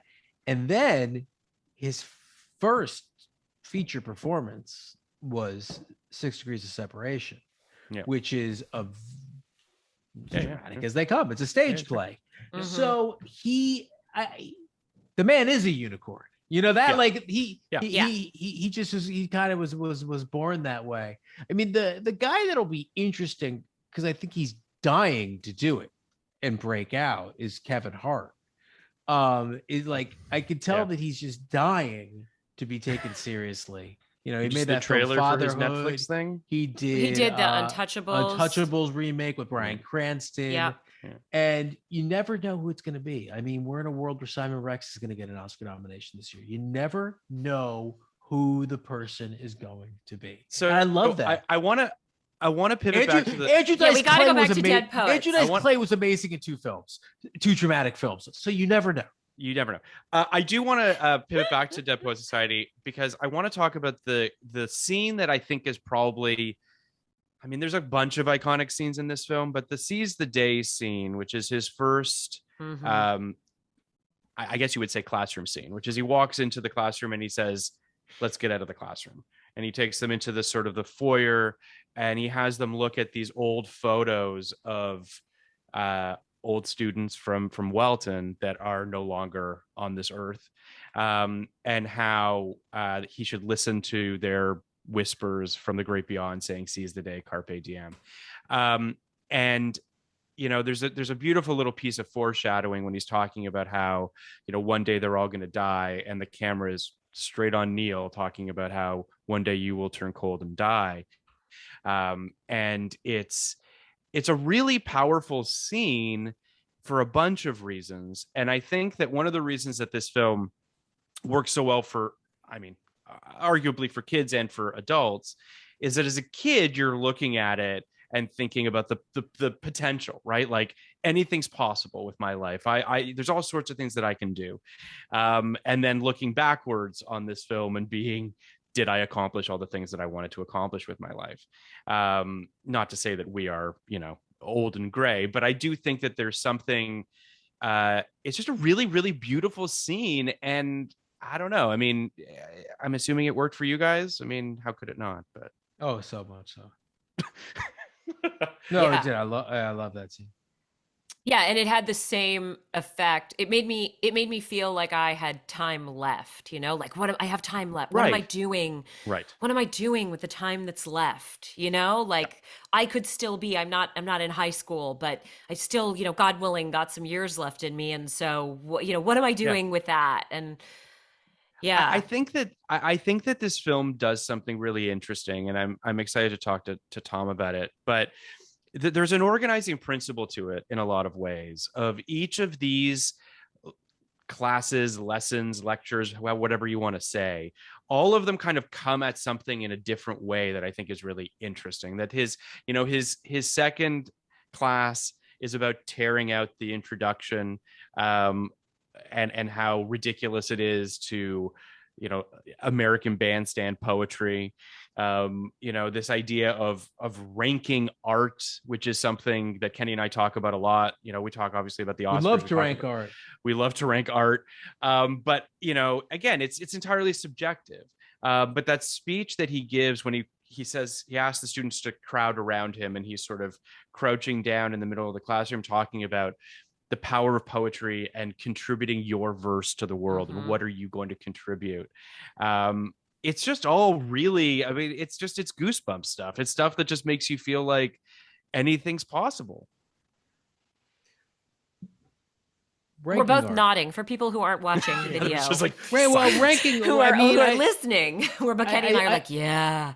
It's I think about it all the time because, like, as someone who kind of, you know, what went hand in hand with my love of movies was my love of ranking and listing and awarding movies. And that it's like I live in two different realities. Like the one reality where like I still am obsessed with the Oscars and still am obsessed with the year-end list and still obsessed with the canification of films and performances and all that stuff. And the other hand, which is like truly disgusted by it and really think it, you know, causes people to view art and view film in particular in a way that is not engaging with the material. It's really just engaging with the way that the culture at large will view the material.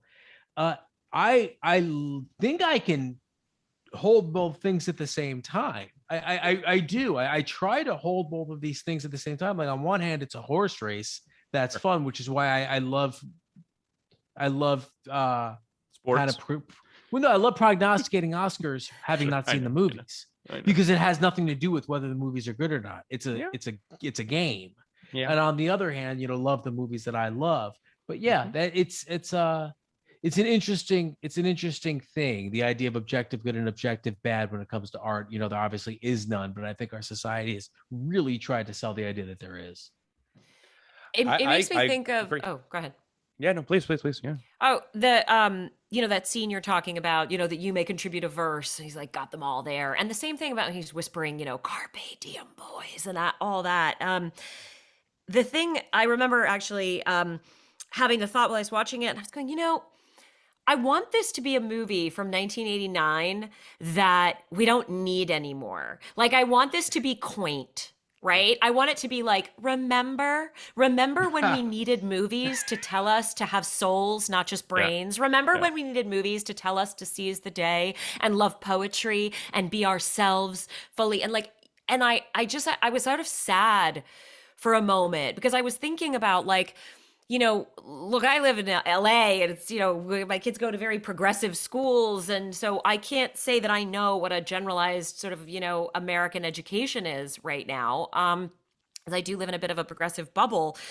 But I did wonder, it's like, what happens in, a traditional American high school in, I say this affectionately, Anywheresville, USA, right? What happens when a teacher comes in and takes the boys and tells them, that they need to embrace poetry and makes them write their own poems and they stand up and they read them and tells them they have a yop in them. I didn't want to be sad for the amount of cynicism and rejection and the toxic masculinity that would present itself both in the boys themselves and possibly the parents in hearing upon this. I really just compared it to what the kind of sort of lack of discourse and the way that we communicate now and how we treat each other. And I just go, we need this movie now more than ever. There actually isn't any poetry in how we're living or treating each other or communicating right now. And what would happen in a high school if there was a John Keating? I think he would still be a John Keating. I don't think he would be just your average American teacher and might still get fired for corrupting young minds. I mean, look at what we're dealing with right now with CRT and any number of things that people are up in arms about. So I want to kind of take it a step further because you could make I've made this argument before. I kind of make it half tongue in cheek, but I also believe it to some extent that you can really make a film about anything now. There's almost no need for subtext or allegory because you can put it all on Front Street. Not to say you should, but the reason for allegory is because you were not allowed to say things before. Now that you are, you're just showing off. Now that's obviously not 100% true, and there's but just deal with me. I'm not convinced you could make this movie anymore because not from a who would go see it or it's too this or too that. The one thing that I do think people get up in arms about is telling you how to think. It's telling you that there's a right way to think or a right way to do things. That's what people are so fucking up in arms about CRT, right? So I think that it's one of the reasons, and we know there's I think it's what it is, yes. Yeah. But yes, I think that there is this idea of how dare you tell us what we've learned and how we've learned what we believe to be true and what worked for us is no longer true. Yep. And I think I think CRT is a really good point, though. I think if you had a show, because this would never be a movie, but if you had a show where a teacher came in and as earnestly and as persuasively and charismatically as John Keating started teaching about CRT, people would fucking riot. Right. Fox News would spend every hour. Tucker Carlson would do dissertations every night on why parents should show up at school board meetings to get this teacher fired. And yes, in a way that people don't riot about Pose, in a way that people don't freak out about, Us, in a way that people don't freak out about Watchmen, in a way that people don't freak out about Squid Game or any of this stuff. It is like, it would be lunacy. And that's kind of what I was getting at the beginning, which is like, I appreciate the boldness of putting your thoughts out there, like just out there plainly, in a society that is so resistant to hearing what I learned in school or what I learned from my parents or what I believe to be true is not true. That's it. That's my rant. I think I don't disagree with anything either of you are saying. I think that it is interesting that this film feels quaint in its own way, and yet at the same time still radical. Like it is, and that's sad. I mean, it is that. I agree with you, Rachelle. Especially if I had kids, I imagine I would watch this film, and it's got, it's a powerful film in a myriad of ways, but that's a subtextual thing that exists, unfortunately. And it feels as though we've weirdly regressed in a lot of ways over the last few years. How parents have been weaponized, certainly on the right, and it's very scary. I think it's interesting how I was watching.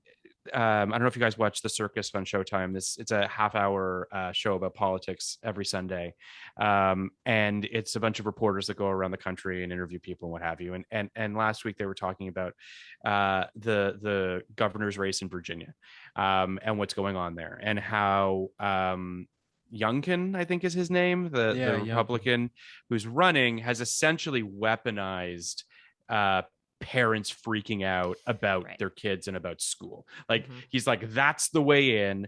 I'm going to get to them by scaring the bejesus out of them when it comes to their kids, because I know that's everyone loves their kids and blah, blah, blah. And just watching those machinations play out, and unfortunately working, if the polling data is to be accurate, speaks to exactly what you guys are talking about.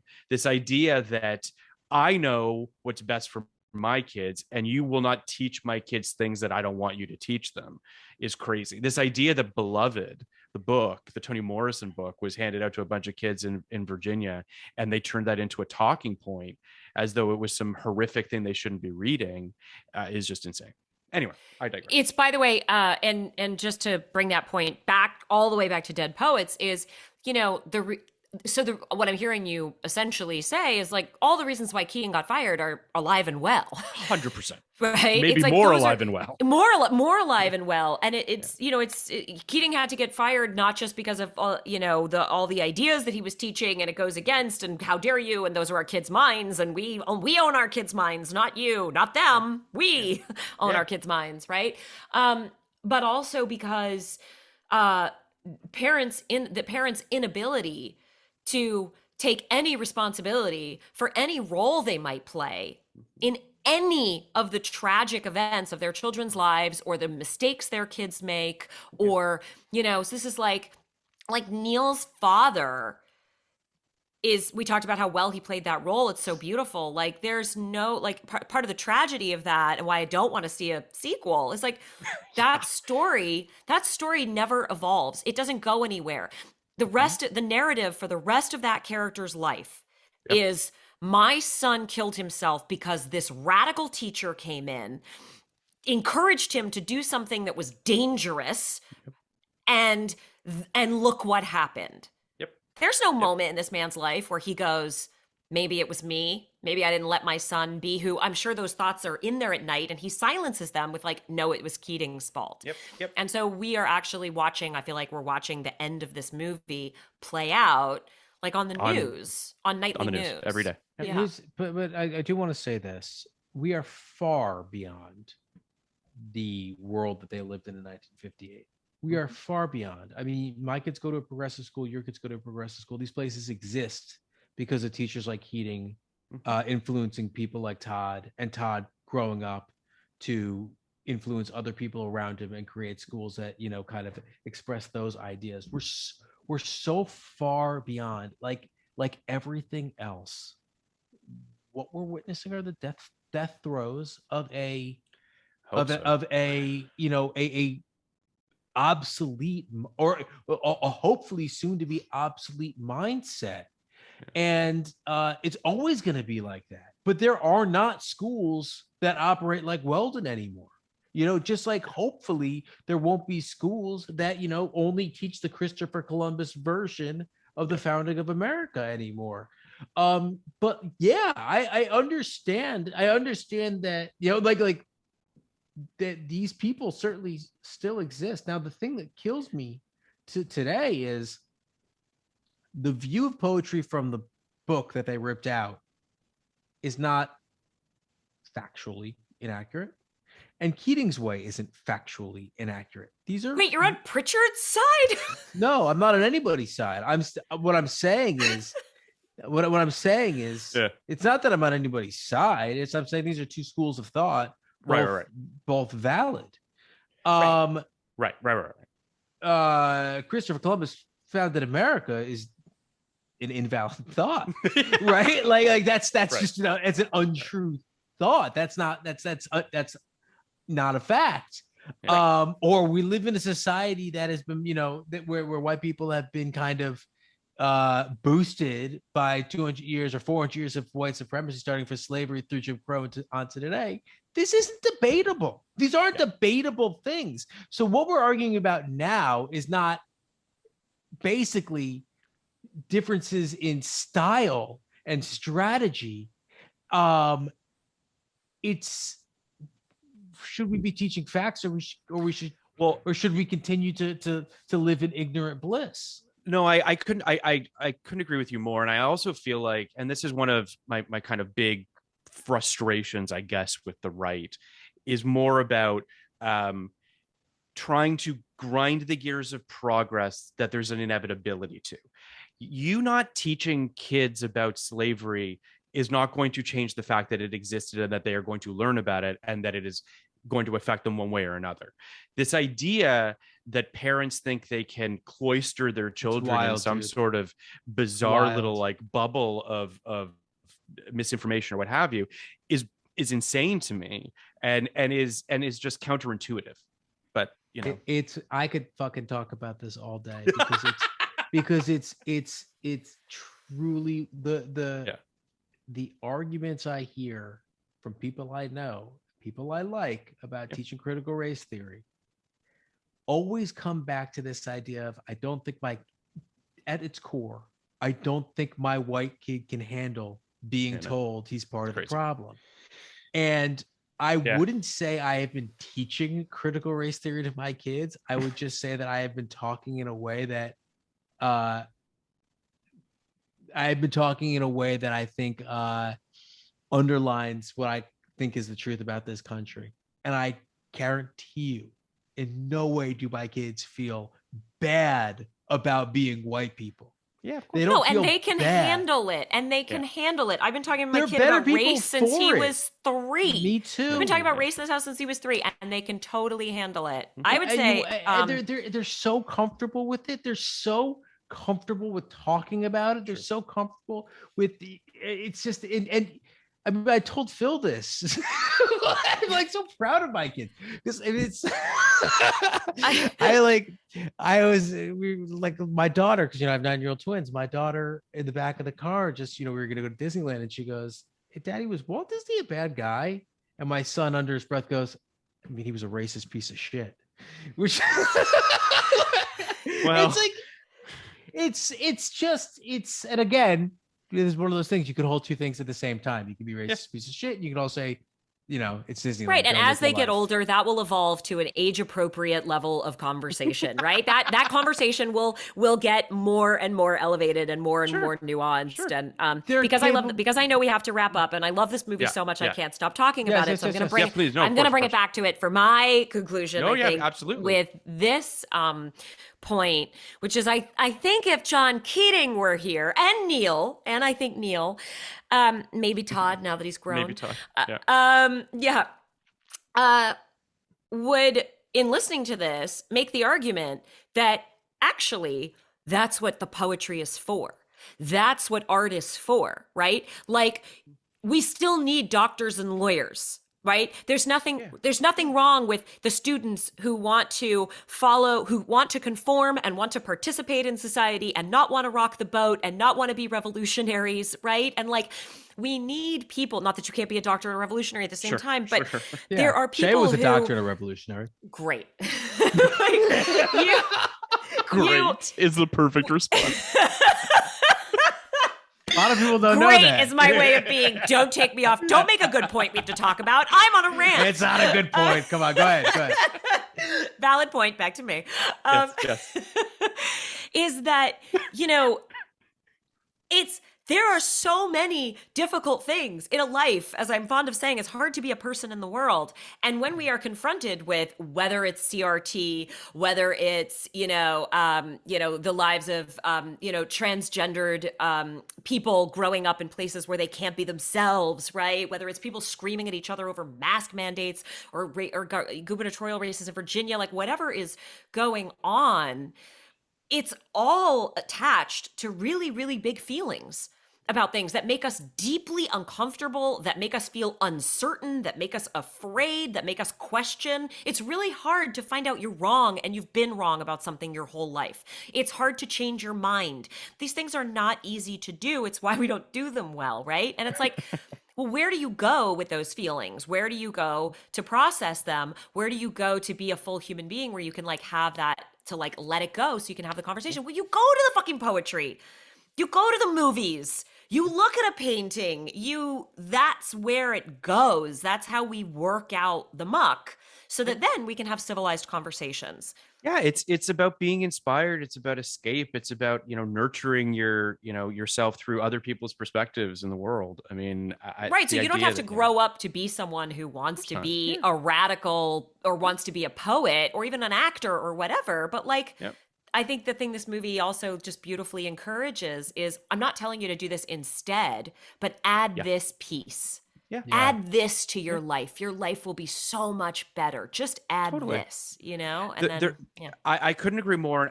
There are two quick scenes that I want to talk about, and then we'll rate this and go live our lives. But the first is Go Carpe Diem.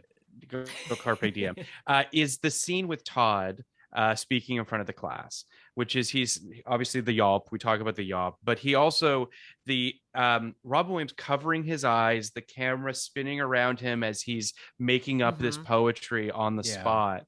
It honestly, like, it makes me cry. There's just something so beautiful about, I mean, if teaching is not about inspiring a person to come out of their shell and to blossom into this wonderful thing, then I don't know what it's supposed to be doing. I mean, there is something, so seeing that in text and in scene is just so beautiful.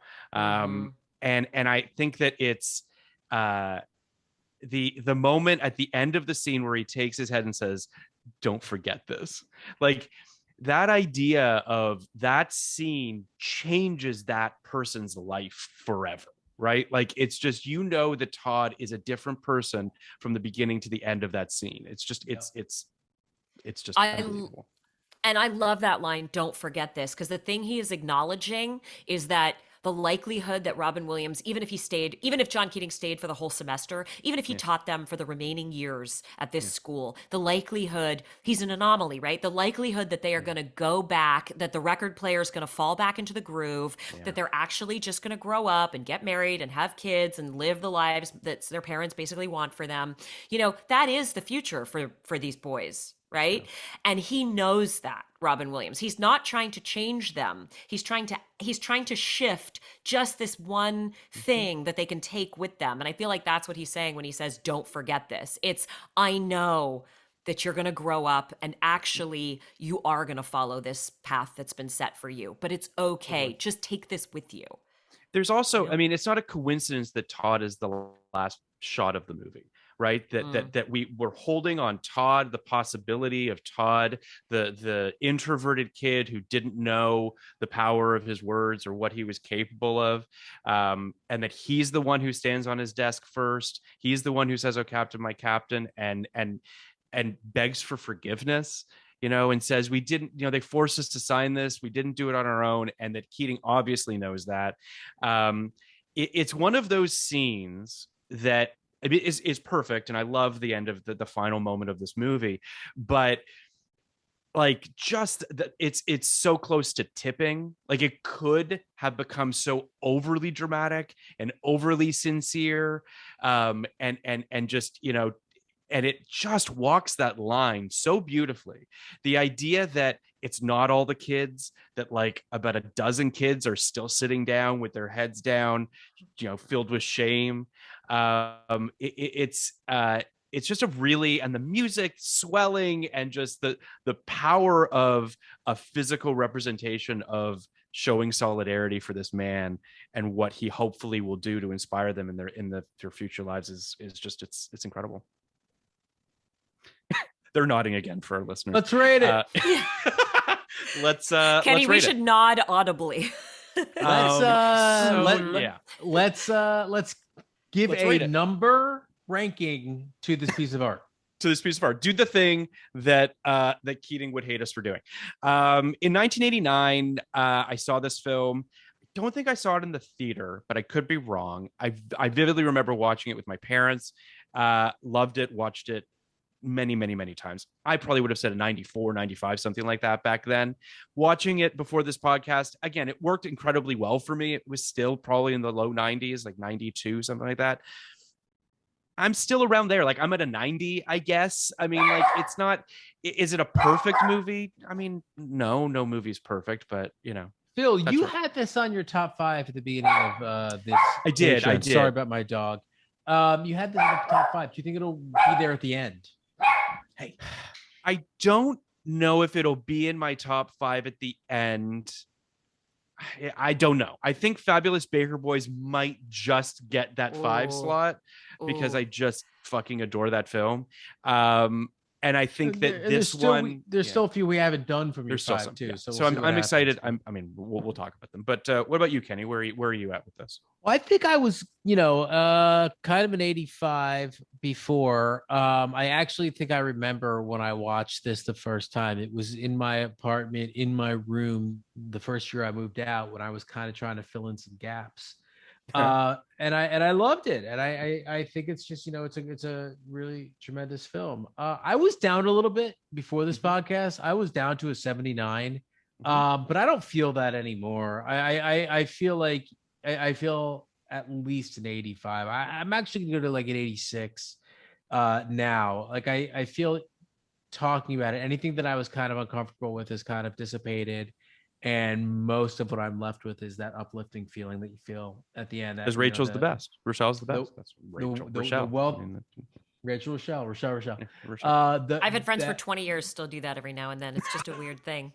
It just happens. The wealth of possibilities in front of me. And I'm gonna go carpe diem after Rachelle gives her answer. Rachelle, where were you in 89? You're allowed to call me Rachel, but Rachelle is not allowed to stick. You're allowed to make the mistake, but you can't make it a thing. Okay. Yeah, this movie for me when I first saw it was like a 100. I will say, I will add this as like the asterisk to my rating, and why I won't rate this movie anything but 100, which is that I'm the target audience for this movie, down to the, like, you want to talk about like charts and graphs and rating systems. If they could have made the target audience for this movie in a lab, they would have made me.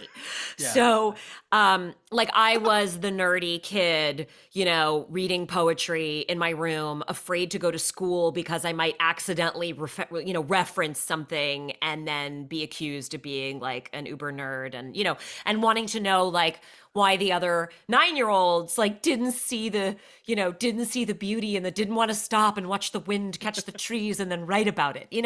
So this movie's for me. Sure. I felt seen. And then when I watched it now, I had all those same feelings. And then I had the added thing of being able to see it from the parents' point of view, like we were talking about, Kenny, and being able to really see the adult characters. So for me now, I'm like, with scale, ain't no scale can contain this movie. Ain't no rating system gonna hold this movie down. Like it's just in my forever top 5. I just love it. That's Yeah, so cool. it's. I Yeah. mean, listen, In a there's way no- that's it's- unapologetically romantic, Yeah. because the romance just washes away any of the critique that I, or might Yeah. engage in. It's like We would Major League expect for nothing. me. Exactly. Exactly. We would expect nothing but nothing less than for you to be romantic about this film, obviously. And I love that we follow Titus, the most brutal and awful and least romantic movie that's ever been made. Right? With Dead Poets Society. Oof. Thank you so much, Rochelle, for coming on and The talking about this best. movie with Thank us. you.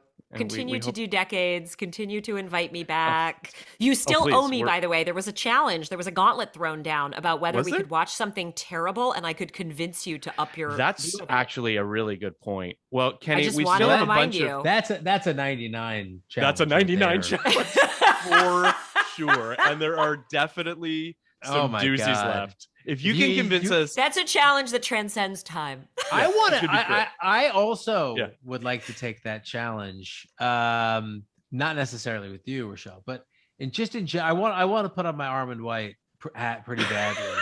you've done And- this before. You've definitely put your No. Armand White hat No, on. not with the movie, because I think what Armand White does Sort of. is Yeah. I think he's like a brilliant man, and I think he knows what a good movie is and what a bad movie is. And I think he then just, he just writes his review and then photo negatives it. And then he's just like, okay, everything up is now down, everything is now out.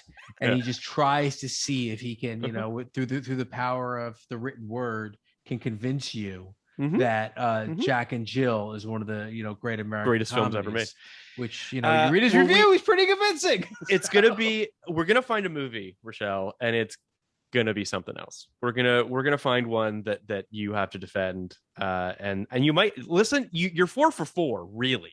I mean, you came on Yeah. for 2 movies that we were unsure about and convinced us of brilliance. Yeah. Titus, I think we were. I all mean, the convinced fact in that I made Kenny appreciate Anywhere But Here, even like Appreciate. it, is going on. Appreciate. That's on my resume under special skills. Well, you went. I just for what it's worth. If our you listeners made me have not, appreciate myself.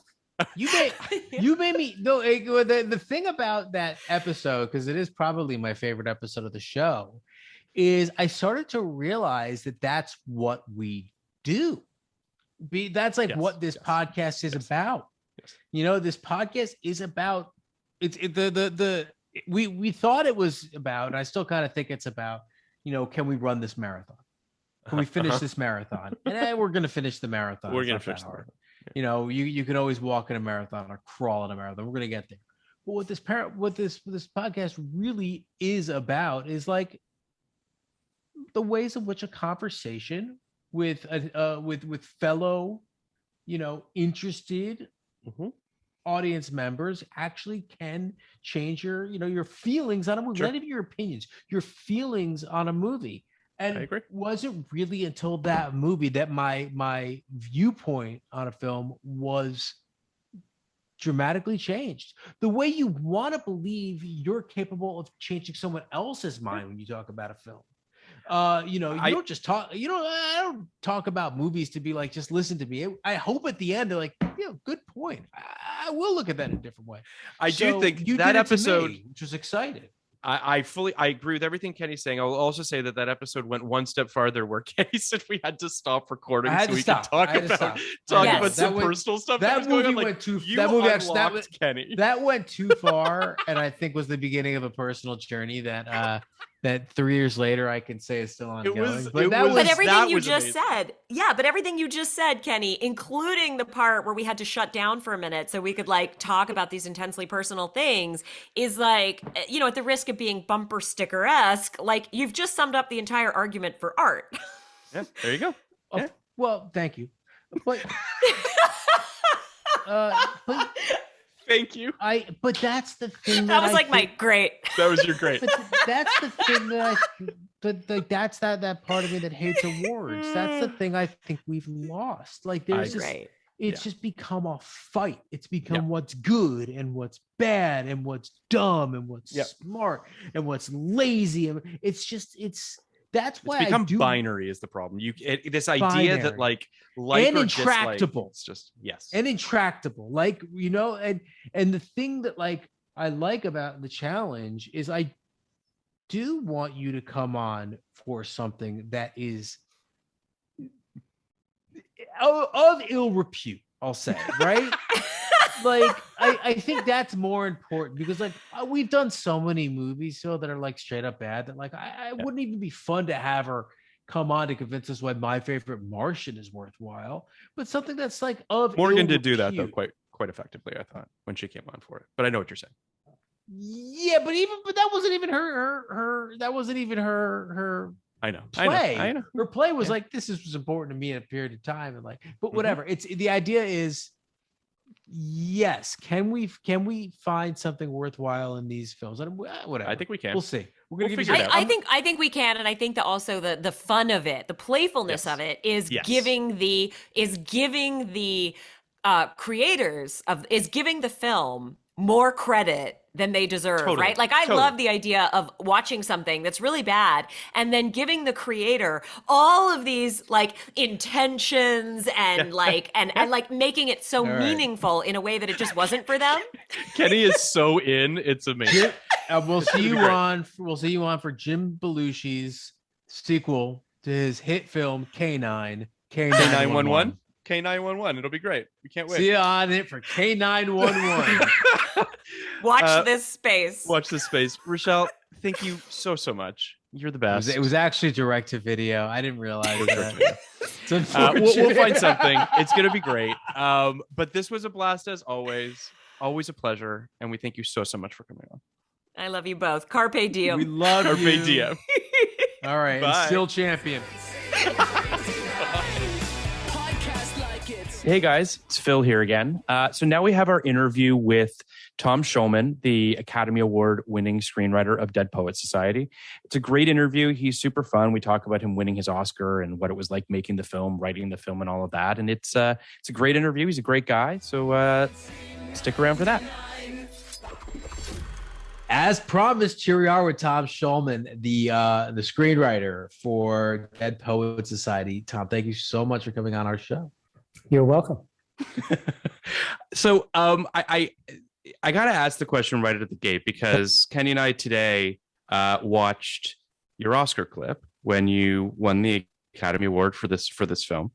Should I just click off right now? Is that the... Yeah, I mean you won, right? Like, I did. Drop the mic and walk just away drop the mic and take off.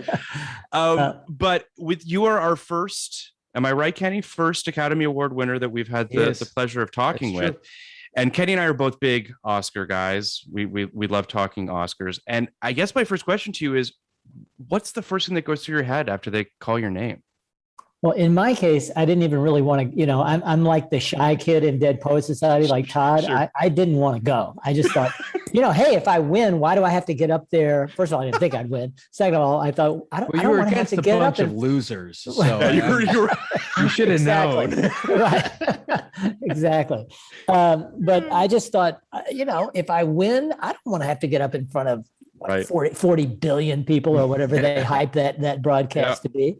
So, but everybody said you're going. And so, and my parents came out here and, it was just that's great. Incredible amount of pressure.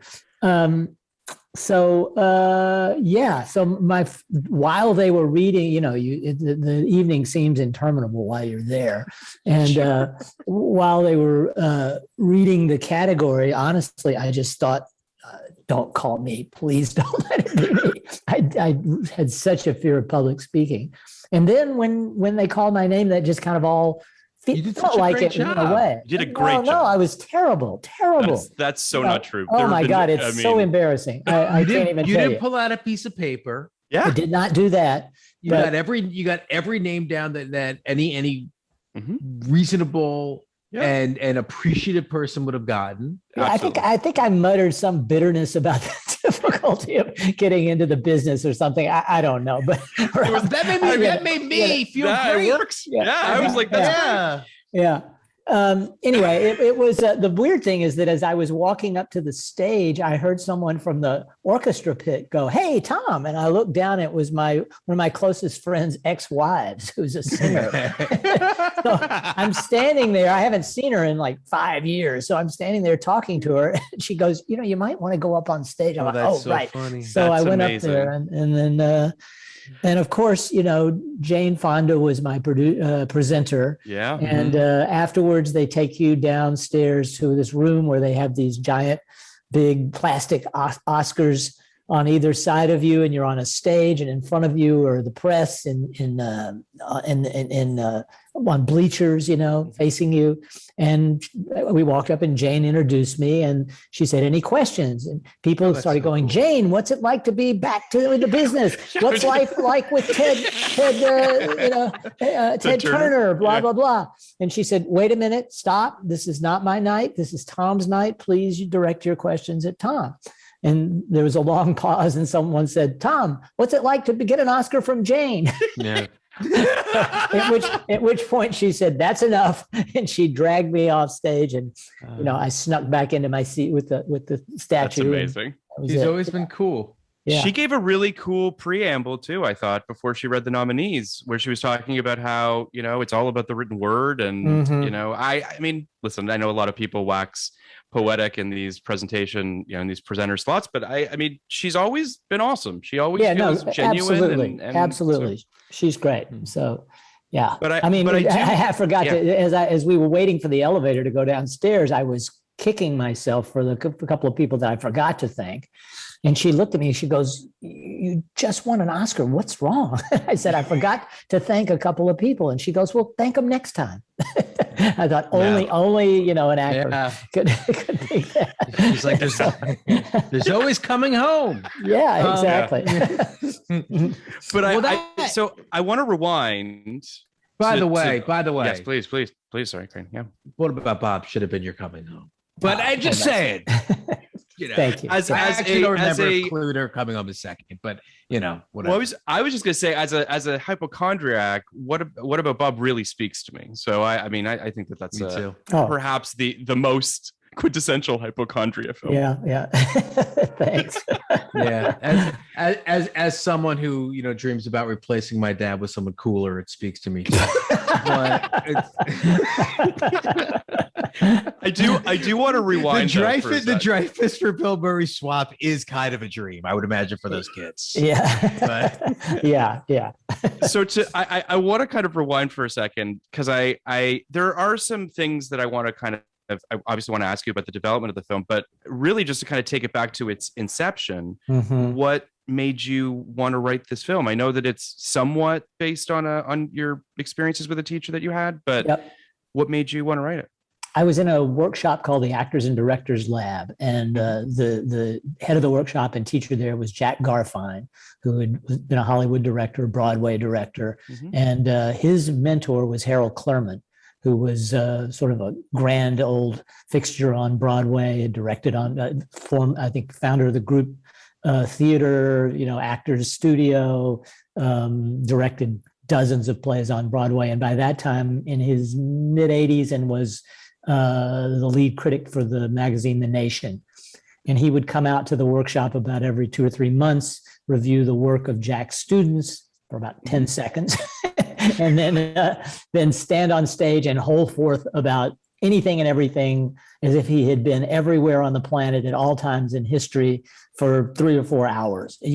Absolutely riveting. And I think there's some clips of him, because he directed a play at the Mark Taper, and he sort of held forth for a while there too. He's just sort of this volcanic presence on stage. And after those evenings, I think all of us in the workshop thought, we've got to be like that. We've got to change the world, blah, blah, blah, blah, blah. And then of course we wake up the next day and go, not going to happen. But I wanted to write something about him, and first thought writing about this actors workshop and so forth. And it just sort of didn't go anywhere. All the characters wanted to be actors. So I thought, well, I'm kind of inspired by this teacher. I had a teacher my sophomore year in high school who was antic and brilliant and lovable and inspiring like Clurman. So I just thought, well, that's the setting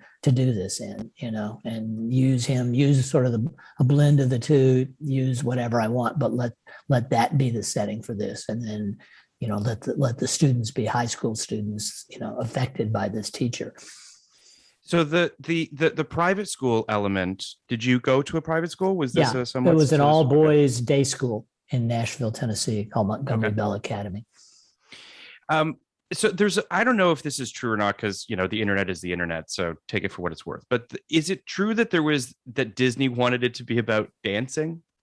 I had a meeting with some executives at Disney before who passed on it eventually, but they liked the script, and their thoughts were the usual.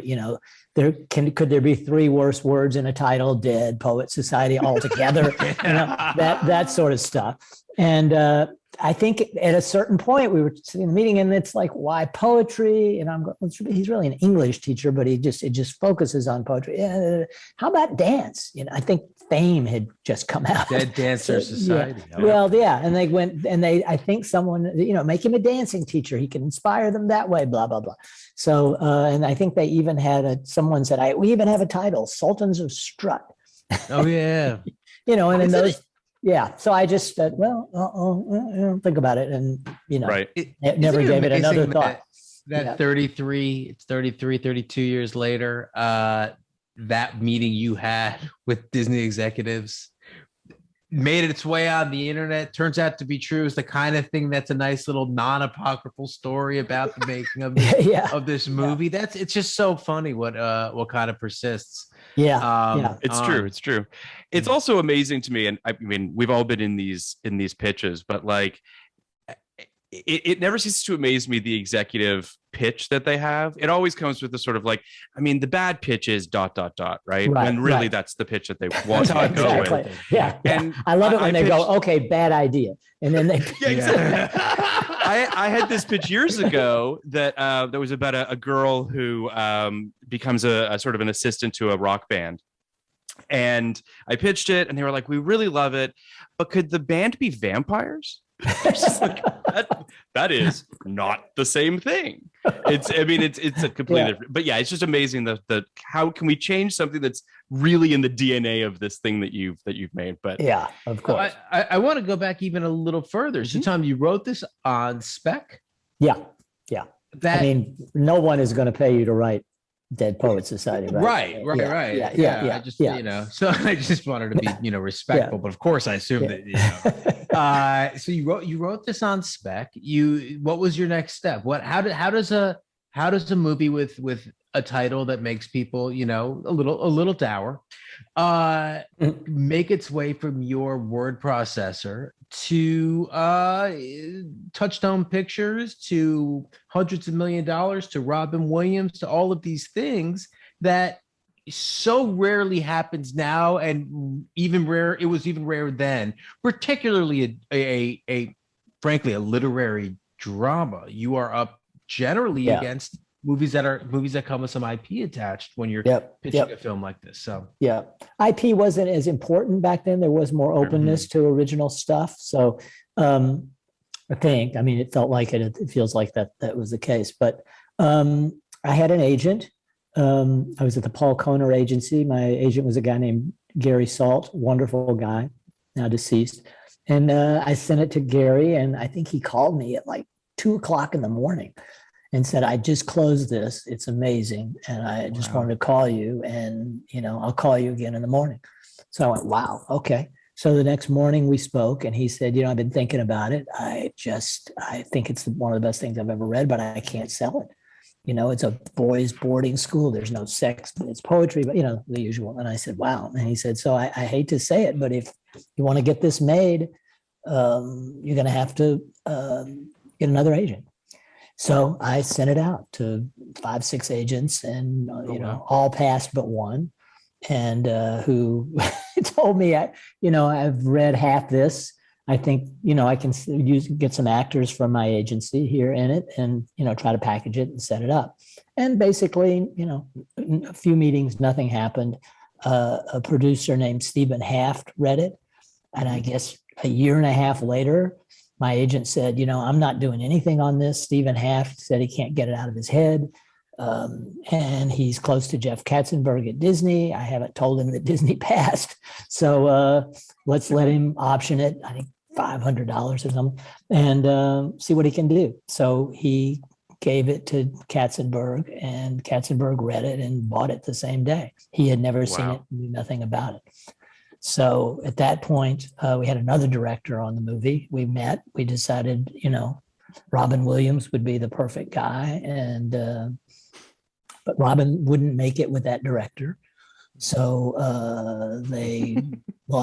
eventually they parted ways with the director, and Peter Weir came on board. And so Robin was there before Peter. Yeah. Interesting. There, then not there, then there. Right. Yeah, sure. Dustin Hoffman came in after the first director. He was going to direct and star in it. That fell apart after about 6 months, and then over the start date of all things.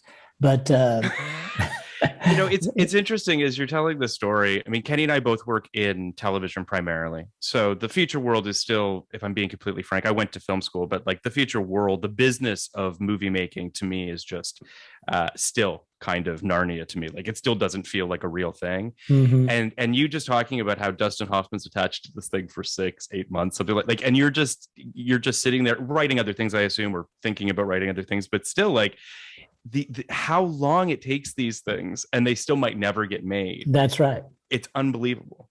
I remember because Dustin, we spent almost every day together just talking it through and, talking about casting and everything else. And one day, Larry Gordon, who the producer is such a character, came, and I usually sat in on the meetings that Dustin had with other people. So I was sitting there, and they talked for a few minutes, and Dustin excused himself to go to the bathroom. And Larry Gordon said, "Who are you? What are you doing here?" So I told him, and he said, "You think he's directing your movie? You think he's going to be in my movie?" Because Larry had something set up with him too. Let me tell you something. He's not doing either one of these things. And I said, "How do you know that?" He said, "It's just the odds. It's just the odds. This guy has 50 things in development. He's not doing either one of them." And he turned out to be right. But that's the same. Yeah. That's never changed. Yeah. So I read something else online about Keating having a disease in one draft where it was. So how did that sort of play? Was that in an earlier draft? Was that later down the road? How did that work? No, it was in the original draft, and people responded to it. It made the movie even more of a tearjerker. Yeah. What happens is, I think around page 80, the kids go to class and Keating's not there, and they find out they had a substitute teacher, and they find out that he's in the hospital. So they go to visit him, and turns out he has, I think, non-Hodgkin's lymphoma, which at the time you could live 20, 30 years. It wasn't an instant death sentence, but it was that. So and I had not actually planned that scene before I sat down to write it. I kind of had a big outline, so that was not there. But somewhere around that time, I think I got insecure about why the carpe diem of it all. So that explained it. And then it's that little thing where you go, "I need a thing." Yeah, exactly. It's exactly. Like right here, I just need a thing. There's a that's right. And then it's like death, that'll get him. So, Peter Weir, when Peter Weir signed on, he told me, we had a meeting. The Katzenberg told me, Peter's got a problem with the ending. And I'm like, oh my God, because I thought the ending, which is the ending on the movie, was pretty strong. So it turns out, no, Peter had a problem with that scene, the fact that Keating was dying. And he was amazed. Peter said, "Look, we should spend as much time as possible talking about this. I don't want you to do this because I tell you to do it. Sure. In fact, if you did it because I told you to do it, I won't direct the movie." He said, "I'm not going to make you take it out." But so we started, and I wanted to keep it. I thought everybody had responded strongly to it. Finally, Peter said, look, I think I've figured out what's bothering me. He said, aside from the fact that it turns the movie into a kind of movie of the week weepy, it's easy for a bunch of kids to stand on their desks for someone who's dying, irrespective of what that person has taught them or what they stand for. He said, so, but if they're not dying, that means only one thing. They're standing because of what he's taught them. Character. Yeah. And I thought, damn it, that's right. So that's a very effective. Yeah. I can't disagree with that. Yeah. And when we met with Robin, he's a good director. Yeah. No, he knows what he's doing. But, you tend to want to listen, but you sort of. But that was back in the days when I literally fought for anything and everything that I put down on the page. It was not, but that's the learning process. What was it like working with Peter? I mean, he's obviously has a illustrious career, a fascinating career of so many different types of movies, and this was sort of really kind of smack in the center of his career, which is still going. But what was it like working with him? He was amazing. He said to me in the first meeting, why aren't you directing this? Peter, I am so lucky to get this made. I don't want to have any. But he said, but I can tell from the way you wrote it because that you want to direct. And I said, yeah. And he said, well, I want you on the set. So, and I've directed 8 movies. So if you have any questions, if I can be of help with you, cool. He was so amazing that way. So, yeah. I love that. I love that question. Why aren't you directing it? And my answer is always, because it's happened to me too. Not that I've made stuff, but it's, you want to direct this, right? I'm like, no. I want it made. I'm not gonna suicide bomb this movie by saying I need to direct it and then have nobody want in. It's crazy, but yeah, exactly. Yeah, I mean, as I mentioned, I went to film school thinking that I wanted to direct, and I left film school knowing that I wanted to write. I mean, it's the various things you have to be sort of adept at, the breadth of so much of the different pieces is just not. I just want to tell a good story, and I want to write good characters, and I feel incredibly grateful that I get to do that. So get it made. Yeah. So there's also there were some rumors online that there was a sequel planned. Was that true? Stephen Half and I have been talking about it, but I mean that back then there was an effort to make a sequel, and I wanted no part of it. To me, it's a one-off thing. But same with the TV series, and even Paul Witt and Tony Thomas, who were producers on the movie, and had a tremendous television careers. Yeah. Didn't want it done as a TV series. So after, I think some people wrote some scripts, but Disney didn't find any of them suitable.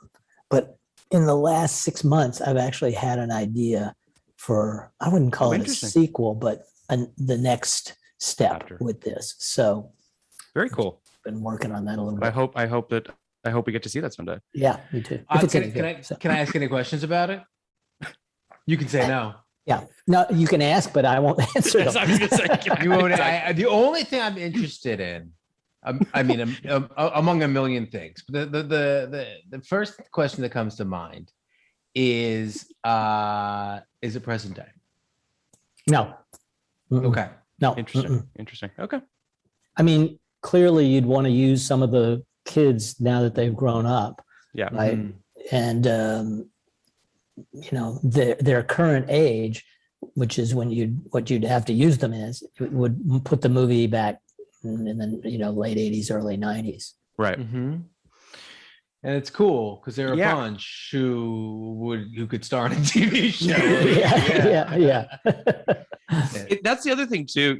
Kenny and I on our other podcast, and I guess also on this one, but on the 99 podcast, there were a lot of teen movies, and a lot of those casts obviously have deep benches, and a lot of those actors have gone on to have amazing careers. This is another perfect example of when you look at a lot of the young cast of this movie, it's pretty unbelievable. Were you part of the casting process? I'm assuming that you were. Yeah, I was. Yeah. What was that like when it comes to seeing all these young, new, fresh faces? It was interesting because it was being cast out of New York by Howard Fuhrer, and he would send tapes. Peter was out here in LA, so was I. So Howard sent tapes. Peter and I would get them, and we'd each watch the tapes at night, and we'd sit down the next day and go, well, what do you think? And we always picked the same people. I mean, there was never ever a doubt about who should be what. So awesome. So I have a question, and it might be a tough one, but I'm going to ask it nonetheless. As a fellow writer, this would be a tough. But if you could go back and change something about the script, is there one thing? Is there something that sort of that? I mean, listen, I'm sure there isn't, but it's a great script, but I'm just curious with the many years of foresight now. Is there something that you would that you'd be curious at changing? We did it as a play in New York and off Broadway, and I did change it, and that was the suicide and the motivation for suicide. And in the script and in the play, in the original script and in the play, Neil's father is a tougher guy, and there was a lot of worry about even him being too much of a cliche in the movie. But I had in the original script, he actually pulls Neil out of the play before he gets to finish.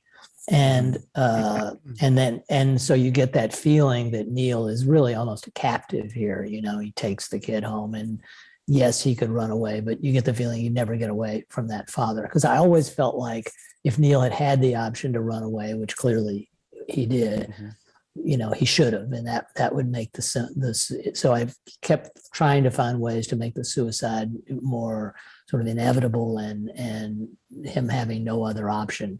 And so that would be certainly one change. Yeah. We talked about that on the episode with Rachelle. We had Rachelle Lefevre, a great actor in her own right, to talk about the movie, which preceded this interview.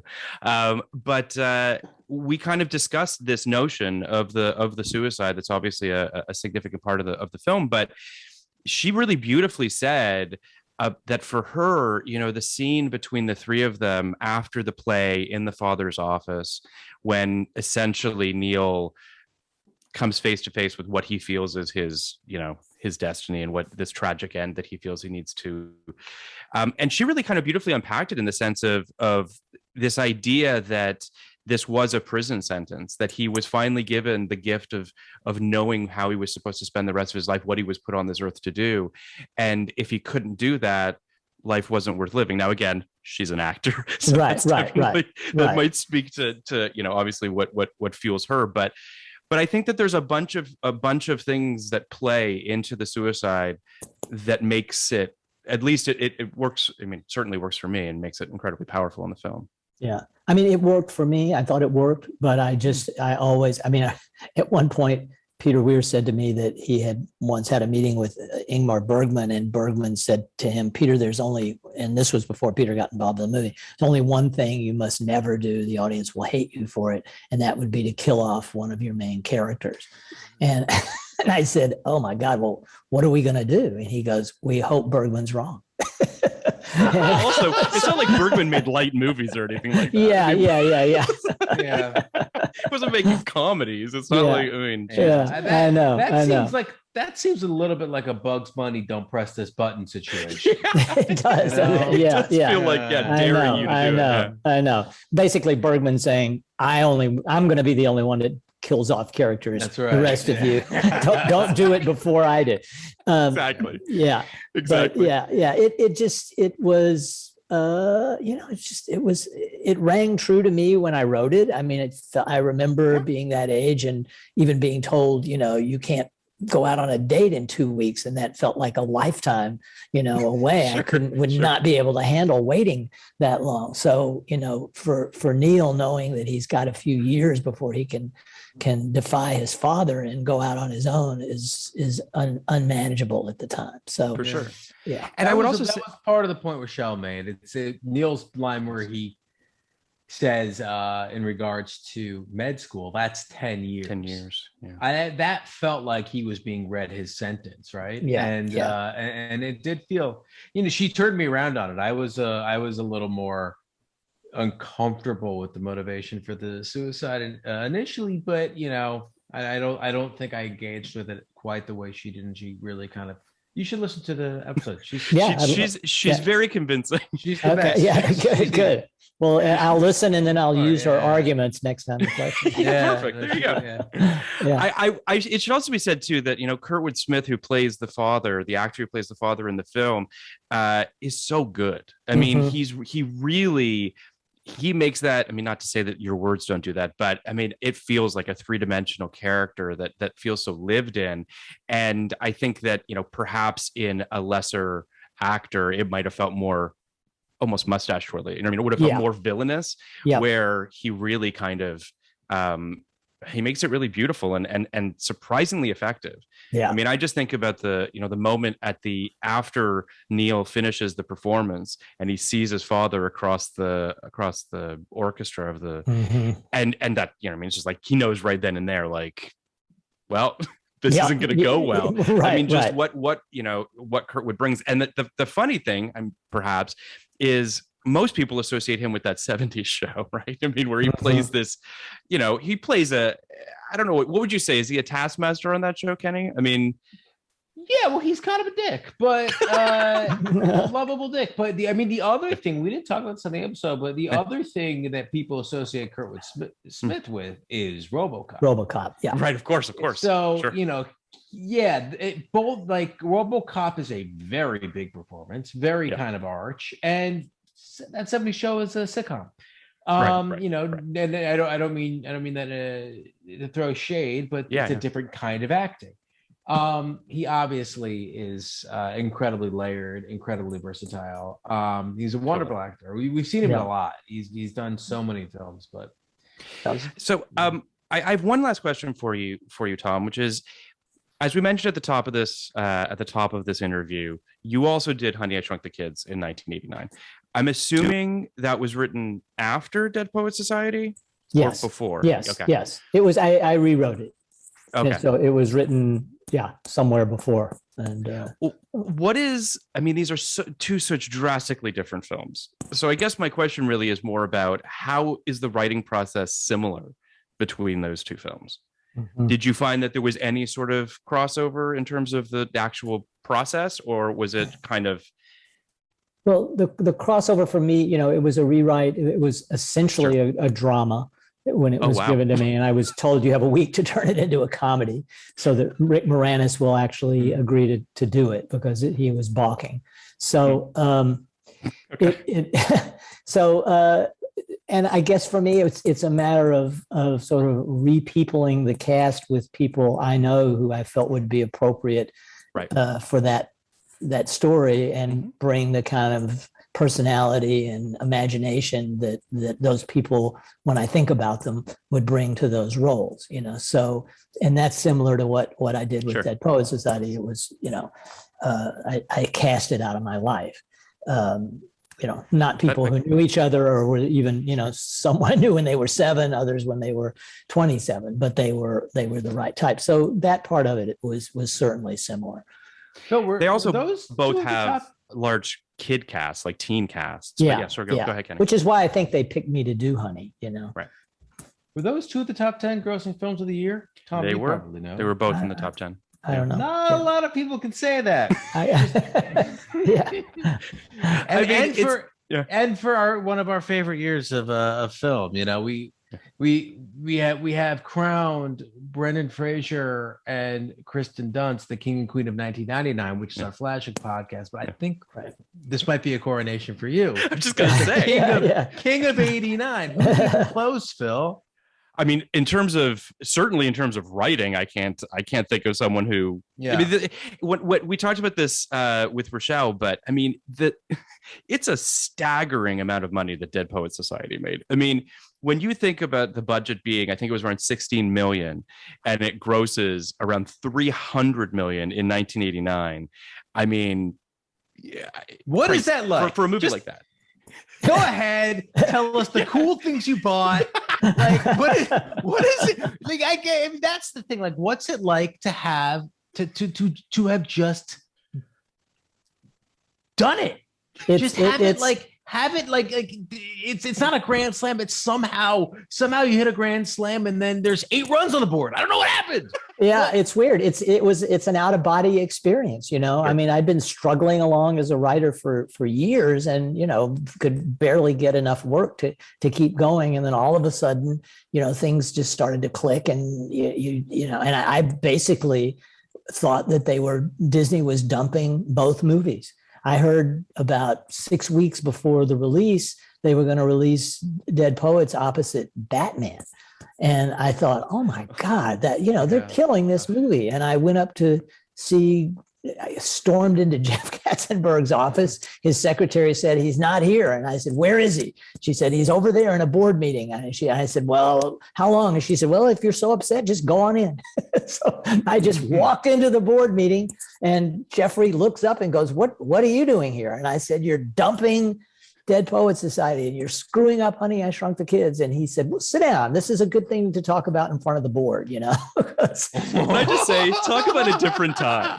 Like, can you imagine an assistant today saying, go on into the board meeting? I know, it was wild. And yeah, it was kind of a small company in a way back then. So, sure. And so, you know, he gave his talk about how when everybody's going left, they go right. And, you know, that this would be a summer with nothing but tentpole movies, and people who wanted to see something, you know, more adult would go to Dead Poets Society, and he was perfectly, you know, happy with that. So I was prepared for a disaster. And so it was a shock. Yeah. So Honey, I Shrunk the Kids did open opposite Batman. I think either it or Dead Poets. It opened a week or two before. I'm looking at it. They both opened June 23rd. And I think they platformed Dead Poets because Dead Poets. No, Honey, I Shrunk the Kids opened. Yes, you're right. Honey opened 2 weeks before Batman, I think. Yep. Right. And Dead Poets opened 2 weeks before Batman. Honey opened against Batman. Okay. Yes, Honey opened against Batman. It was 3 weeks. Dead Poets opened 3 weeks. So within June 1989, you went from a guy who's written 2 scripts to a guy who's written 2 scripts and turned Disney into what it is today. Well, I totally agree with that. But the thing is, Disney needed saving in 1989. It really did. Touchstone was starting to bring him back, and Hollywood Pictures. Yeah, but yeah, Disney was in a bit of a spot, and both of those movies, you know, really showed the kind of the breadth of what they were able to do in the live action space. Well, it's you know, we talked about Little Mermaid, which was also an '89 film, and it really does feel, to Kenny's point, you know, Dead Poets Society, Honey, I Shrunk the Kids, Little Mermaid is the beginning of the ascension, right? Like, it's the beginning of them understanding their brand, and or maybe expanding their brand is a better way to put it. Yep. And I think that's it's no small feat, Tom, that you were, you know, the person behind. There was definitely the feeling over there between Katzenberg, Eisner, and the others that everything they were doing was being watched, because Disney was kind of, when they walked in, it was teetering. So, you know, Splash, I think, opened, and it was not theirs. But these were the kind of executives that actually promoted Splash. They thought, you know, any winner, anything that'll help the bottom line, even if it was from the old regime, is fine. So any port in a storm. Exactly. So but again, small company, you know, I knew everything that was going on there in terms of what they were releasing and what they were thinking about it and everything else. So and you know, Jeffrey and Michael were there for dailies almost every day. Amazing. For everything, you know, and it was that's awesome. It's a fascinating time, and you know, obviously Kenny and I are big fans, but we can't thank you enough for taking the time, Tom. It's my pleasure. Really enjoyed it. An absolute blast. It's great to have you, Mom. Truly. Thank you so much. Yeah. Okay. Good luck. We'd love to see you. Yeah, absolutely. I'm working on it. Podcast like it. You want a podcast like it? 1999.